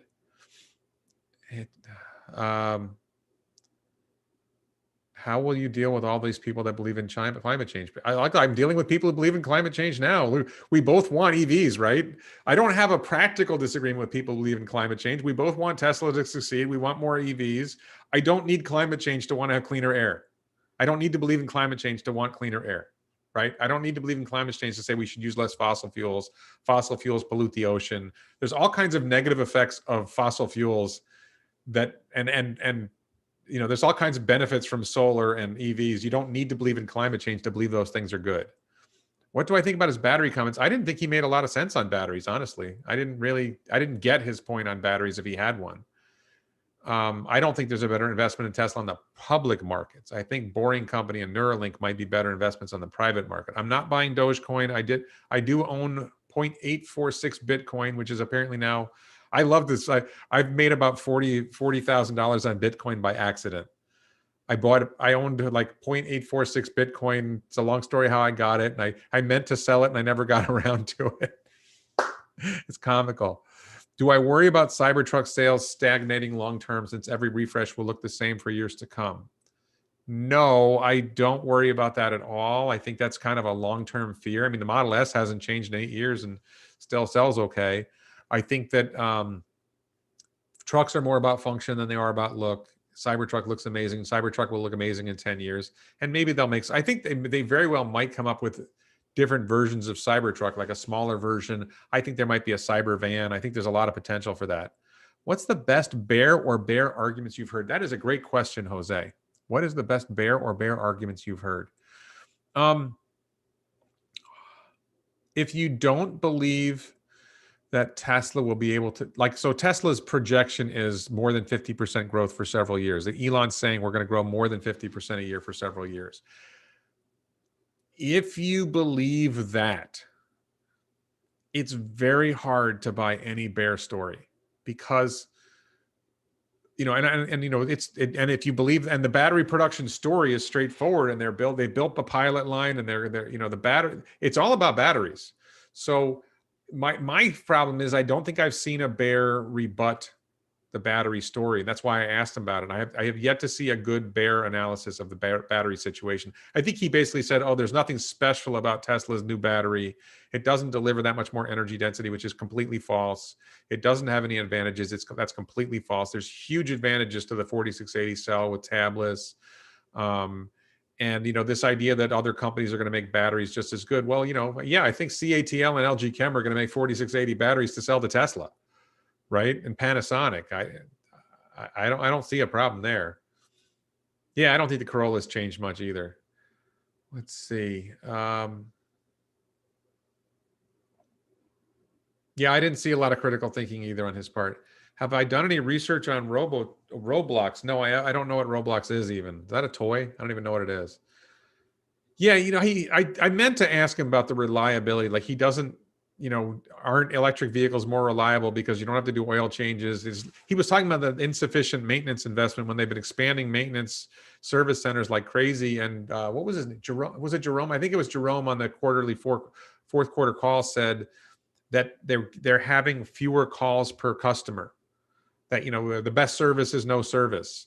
They're trying to get to the point where people don't need service. If you get to the point where people don't need service, then you don't need as many service centers, and they are rapidly increasing the number of service centers. Yeah, I saw Cybertruck. I think it's 3% smaller in width. I'm not sure that the length or the height will be smaller. AG, I have not done any research on Roblox. I don't know what it is. Please stop asking me the same question that I've already answered twice. If you think that Roblox is important, please send me an email or a direct message me on Twitter, and I'll take a look at Roblox. I don't see how that's relevant to anything. Build quality. I think build quality is really good. I think people are knocking build quality wrongly. Everything I've seen, there's a stretch of time when they're making a vehicle, and Elon admitted this during the ramp. That's when they have the biggest build quality problems. In the very beginning, when they're being really careful, they have great build quality. In the ramp, they have some build quality issues. And once they get ramped, they build quality issues go away. When a sink house opens up under your house, you'll be 20 feet under sea level. Ron, I think I know more about Florida sinkholes than you do. There is no sinkhole problem in South Florida. The sinkhole problem in Florida is north of where I live. Go look at a sinkhole map. You'll find out that the sinkhole problems are north of South Florida. What was John's worst for player comment in your opinion? There's too much. It was like a almost 3 hour interview. I don't have an answer to that yet. Anyone interested in starting a clubhouse? Not right now. We're done with this. I'm taking a break. Was I taken aback? No, I expected his dismissal of boring. He is dismissive of everything Elon does. Everything is. I should have asked him about Neuralink. I'm sure he would have ripped on that too. Why not a Model X Plaid? I'm not sure what you're asking me. I would take any Tesla if I could get it. If I could afford a Model X Plaid, I would get one. Or if I probably could afford a Model X Plaid, but it would not be a good expenditure. Cybertruck is much better for what I want.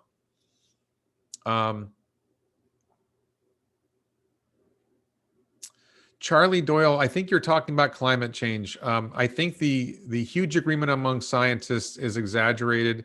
I think there's definitely evidence that CO2 emissions affect the climate. I think the impact is minimal. I think the long-term impacts, look, I love Elon, and Elon is worried about it, so I should be at least a little bit worried about it. But I think that's a long-term problem, not a short-term problem. And I'm just, I'm really glad that we're expanding solar and expanding EVs, and hopefully we can have less of this argument. I actually thought Elon's point about the acidification of the oceans made more sense than worrying about sea level rise. I'm curious to know. I'd read a little bit about acidification of the ocean, and I'm more interested in that concern than anything else. I think that life will adapt, but I don't think it's a huge deal, but it's interesting. I don't think water level has anything to do with sea level, with sinkholes. The Boring Revolution channel just did a video like not that long ago about tunneling in Florida, and he did talk about sinkhole formation and how they happen. It's not how you think. It has nothing to do with sea level. How far in advance of Cybertruck delivery do you think buyers will have to be able to choose features, have to confirm payment? Any update on Boring Company investment? So Cybertruck delivery, I don't know. I think it's usually fairly close to when they deliver. I think we're probably talking about, like for the earliest people, it's probably November, December. Update on Boring Company investment? No update in particular. I've been doing some research. I am actually going to be taking a class in venture capital. I don't think I'm going to let the class get in the way of me starting going. I've talked to law firms. I just talked to a company that could help me set up a fund. And I've actually started drafting I have a email list of about 1,400 people who've expressed interest. And if you go to my Boring Brain video, there's a link I think there's a link in the description of this video to subscribe to the email list. I'm going to be emailing people and basically asking for them to make a commitment. And when I have enough people, if people say, yes, I'll commit to this investment, then I'll go ahead, and it's going to cost me, I don't know, somewhere between $20,000, $50,000, $100,000 to start up the fund. I'm not going to start up the fund unless I'm convinced I have investors. So that's where we are in that. Stephen, Mark Ryan, or Rob Maurer. I love Stephen. I love both of them. I like watching Rob's videos more. Stephen is more entertaining, and I'm more interested in information. And I think Rob is more information dense, and I like information density. Stephen's fun.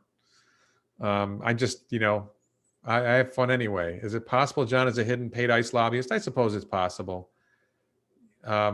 Nobody talking about how many manufacturers already use large castings, which already simplify bolster floor pan structure while making assembly more foolhardy. I was not aware of that. I don't think they use castings on the scale, but I'd be interested in hearing more about that, Dave, if you want to send me a message. If you have like a link to a video about other manufacturers using large castings, I have not seen that before. Well, Tesla wanting to buy back their vehicles for robotaxi, prop up Tesla values. It seems like they're not. I don't know what's going on with it. Originally, Elon said they were going to take the vehicles off lease, and now it appears they're selling them. I think what's happened is they figured out that the 2023 vehicle is going to be so good as a robotaxi that they're not going to use Model 3s as robotaxis that much. I mean, Model 3s and Model Ys will be used as robotaxis, but that 2023 vehicle is going to be the perfect robotaxi. Its cost per mile is going to be stunningly low, and it's going to be ideal for it. And that's where I think they're heading with it. I could be wrong. And the Model Y with structural pack and the eventual vehicles with structural pack are going to be so much more efficient.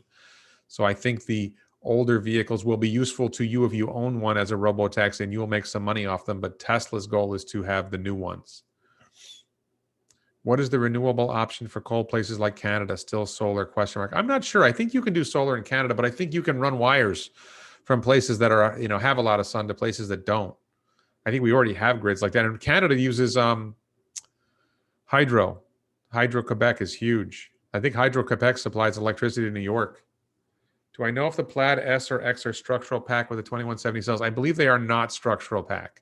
I'm not sure that they're not structural pack, but I think they are not structural pack. I think they are. It's really curious how they managed to make, if you look at the long-range Model S, it dropped 300 pounds of weight. I don't know how they dropped 300 pounds of weight on the Model S long range. They dropped weight on the Plaid, but 300 pounds less. I think the Plaid Model S compared to performance dropped 170 pounds. 300 pounds is about 180 kilograms, and 170 pounds is about 60 kilograms. No, 70 or 80 kilograms. Don't hold me to my metric. Isn't that good? Yeah, no, it was he called Andrei Karpathy a liar. That's probably the worst moment for him. When he called Andrei Karpathy a liar and said Andrei Karpathy doesn't know anything about computer vision or human vision or whatever, that was probably his worst moment. Like, why would you go after Andrei Karpathy?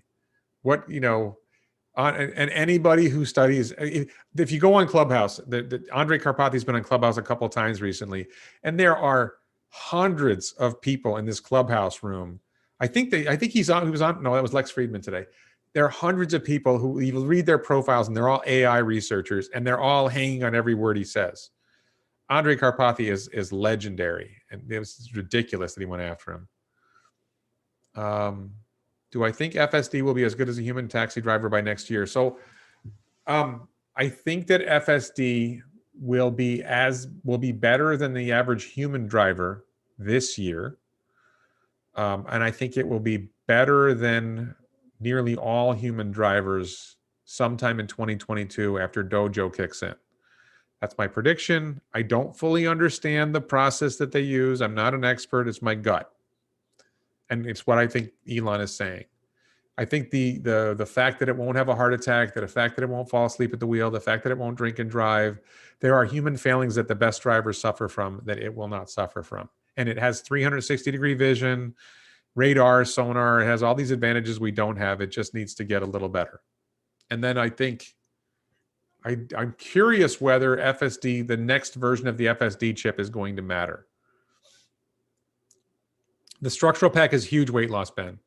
Oh, you think that the Model S has the weight loss because of structural pack? I don't think that's what they're doing. I don't think Model S. I think I heard that Model S has 2170 cells.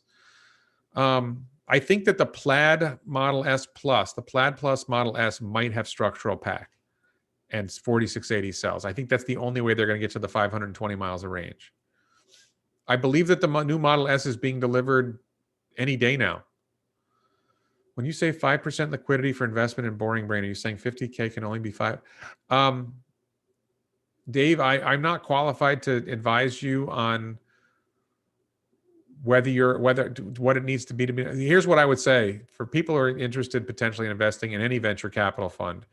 My understanding of these venture capital funds is that your money may be tied up for 10 years or longer. So you do not want to commit a large portion of your portfolio to a venture capital fund or a private equity fund if part of the fund rules are going to be your money might be tied up for 10 years or longer. If it's 5% of your portfolio, then you're more likely to be comfortable sticking your money in a fund that you won't be able to get out for 10 years. That's a very different thing from buying an exchange traded fund or buying stock in a company. You buy stock in Tesla, you want to sell it next week, you can. You buy into a fund, my understanding, and I'm not an expert, you should talk to your lawyer or whoever. I believe once you're in one of these funds, your money's stuck there for a while. And it may come out sooner. I'm not saying it won't come out sooner. I think there are certain events like an IPO that release the shares, but they can be held for as long as, maybe even long. I think I just saw somebody saying they had a fund where it was like a 15-year. You had to leave your money in there for 15 years. So that's something to be very cautious about if you're thinking about doing this kind of investment. Do I think LiDAR will ever get to level 5 autonomy? No, I don't think. I think LiDAR is not viable because of cost. Does he know Sandy? Yeah, he didn't really like that Sandy Monroe question. It's basically one of the problems with TSLAQ is anybody who disagrees with you anybody who believes in Tesla has to be a liar or a fool. And Sandy Monroe's not a fool and he's not a liar. So you have a problem there. I think he basically accused Sandy Monroe of being a liar, though. I think that's where he went. Plaid and long range new Model S. No, you're right. I think you're right. I think Plaid and long range Model S have 1870 cells. You're right. I think what happened is that they improved the quality of the 1870 cells. Phoenix, thank you for your correction. I was wrong. Model S and Model X do not use the 2170 cells. They use the 1865 cells. 1865, not 1870. I wonder, does he not know who Sandy Monroe is? Is that possible? I'm not big on leveraging to invest. I'm the wrong person to ask that, AJ. I don't believe in leverage. I don't invest that way. What's the easiest? 5% of portfolio max in a diversified portfolio in a VC fund closed-ended. I can't advise on that. I would say, look, if you have a $10 million portfolio, I suppose you could put 10% of your portfolio in VC funds. I don't think that me personally, I don't think it's wise to put more than 5% of your portfolio if you have a normal portfolio in it. I'm probably going to put more than 5% of my portfolio in, but that's another conversation. Why was TSLAQ so skeptical of the Boring Company's success in Las Vegas? That's going to be interesting because Las Vegas Boring Company operation is going to be running soon, and everyone's going to know how great it is. And that's a moment that will come back to this video, and another point to discredit the TSLAQ people. Nothing he does can be good. For those who don't know John Engel, he claims that he was an Elon Musk fan and a SpaceX fan, and then something happened that SpaceX did that he got really upset about, and he just turned against Elon. That's the story. Whether it's true or not, I don't know. The Elon Jack Ma conversation. Where is Jack Ma anyway? Has anybody seen him? Blink twice if you're being held hostage. What was John saying about SpaceX? So he was he claims he was a SpaceX fan in the early days, and I haven't been able to confirm or deny that. Panasonic improved the battery chemistry in the 1865 cells. That's correct. Really recommend everyone watch the bigger episode on tunnels. Why can't LiDAR be scaled? LiDAR can't be scaled because it's too expensive. It doesn't appear to be a way to make LiDAR in a cost-effective manner to be comparable to the camera system that Tesla uses. You're gonna have to have a camera system anyway. The cost of LiDAR, and then you have to, is the LiDAR gonna last 1 million miles? There's all kinds of issues. How much is it gonna cost to replace it? There's a lot of problems with LiDAR. Even a few thousand per car is expensive, and I don't think they're gonna get there. I think right now LiDAR is insanely expensive. Any chance FSD will automatically slow down moving past beaches? I don't understand that question. Minimum ticket size for serious VC funds, maybe 250K. No, actually, apparently I've been surprised by this. Apparently a lot of venture capital funds are fairly small. Steve Jurvetson, if you don't know who Steve Jurvetson is, he's a board member of Tesla and SpaceX. He's a venture capital investor. He is a shareholder in the Boring Company. He actually liked one of my tweets. I tweeted about investing in the Boring Company and he liked it. So I'm really stoked about that. Steve Jurvetson did an interview with the Founders Institute. It's on YouTube. Highly recommended. If you're interested in venture capital, if you're interested in anything like this, it only had like 180 views when I watched it. I tweeted it. Great interview with the guy who runs the Founders Institute. And Jurvetson said a lot of great stuff. And it turns out that a lot of venture capital funds are actually fairly small. So, and including some that he does. He prefers to do small funds, even though he's like one of the most successful venture capitals in history. He's one of the most successful venture capital investors in history, and he prefers doing small funds. He has a limit, I think it was like 100 million or 200 million on the funds he does. He doesn't like doing big funds. I was really surprised by that. Tesla news this week. I'm out of energy. I'm not doing Tesla news now. If I was going to do that, I would have done it at the beginning. Why don't you read your super chats? I'd have to scroll back for them. My God, I usually read my super chats, but I was in the middle of an interview. I don't know how far I'd have to scroll back to. I don't think there's a way for me to see the super chats now. I want to thank people who did super chats and super stickers, but unfortunately, so Johnny B, I was in the middle of an interview and I really appreciate your support. I think I actually laughed when I saw your super chat because I thought it was a good one, but I don't remember what it was anymore. What was your super chat? Johnny B, I think it was you. What was your super chat question? And I'll answer it now. Everyone who uses LiDAR. I didn't want to interrupt an interview with a response to a super chat. I thought if it was a question for him, I might have done it. Sandy was pretty negative about Tesla until I think Sandy was positive about Tesla when he saw a second generation Model 3. I don't think it was the Model Y. I think he started getting positive before that moment. Charlie, I don't think LiDAR is scaling the way you say. We can disagree about it. I don't think they're making the progress you think they're making with LiDAR. Maybe I'm wrong and you're right. I don't know. Let's see. Do I think SN10 will stick its next launch? Yes, probably, but not necessarily. I think they've figured out I think they've done just about everything right, and they're really close to sticking that landing. Not the stick its next launch, stick its next landing. I think there was something that I really encourage you to watch that interview. I think there was something about when you have a very large VC fund, it's hard to deploy the capital effectively. It's hard to do because they like to do smaller investments, I guess. Does Mary Barron know as much as Elon? No way.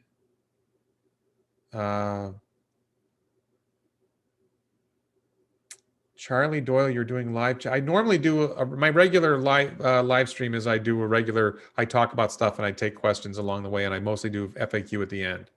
And if somebody does a super chat in the middle, I do it, but I can't do that in an interview. Warren, can you get a John Gordon and Gordon Johnson together in a video so we can see? No, I'm not going to. I don't see a value in getting Gordon Johnson on. He was negative about build quality, not internals. Yeah, he loved the chips. Sandy Monroe loved the Tesla FSD and the electronics. LiDAR is terrible in heavy snow and rain. Probably true. Yeah, I thought John was really weak on some specific details. He had some stuff when I asked him hard questions. And if anybody caught it, I asked him how many vehicles he thought Tesla would make in 2021, and he said he said more than Troy TSLAQ. He was up around 900,000. He predicted a higher number for Tesla vehicle production than Tesla bulls. LiDAR is a waste of energy. I don't know if it's a waste of energy. Yeah, I don't know. What's the energy consumption of LiDAR? That's actually a good question. I think that may be another downside of LiDAR. Who did Lex interview regarding FSD and neural networks? I think he's interviewed a lot of people about it. Well, he interviewed Jim. We talked about it earlier in this. He interviewed Jim. No, I can't think of the guy's name off the top of my head now. He did a great interview on FSD.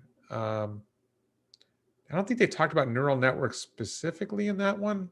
I remember them talking about, identifying objects and assessing ballistic probabilities of where they're going to move.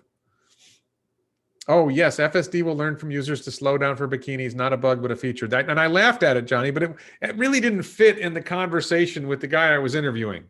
I loved the comment. I did laugh when I saw it. My laugh would have been 20-second delay from when you wrote it, because there's a 20-second delay between the chats and when I see them.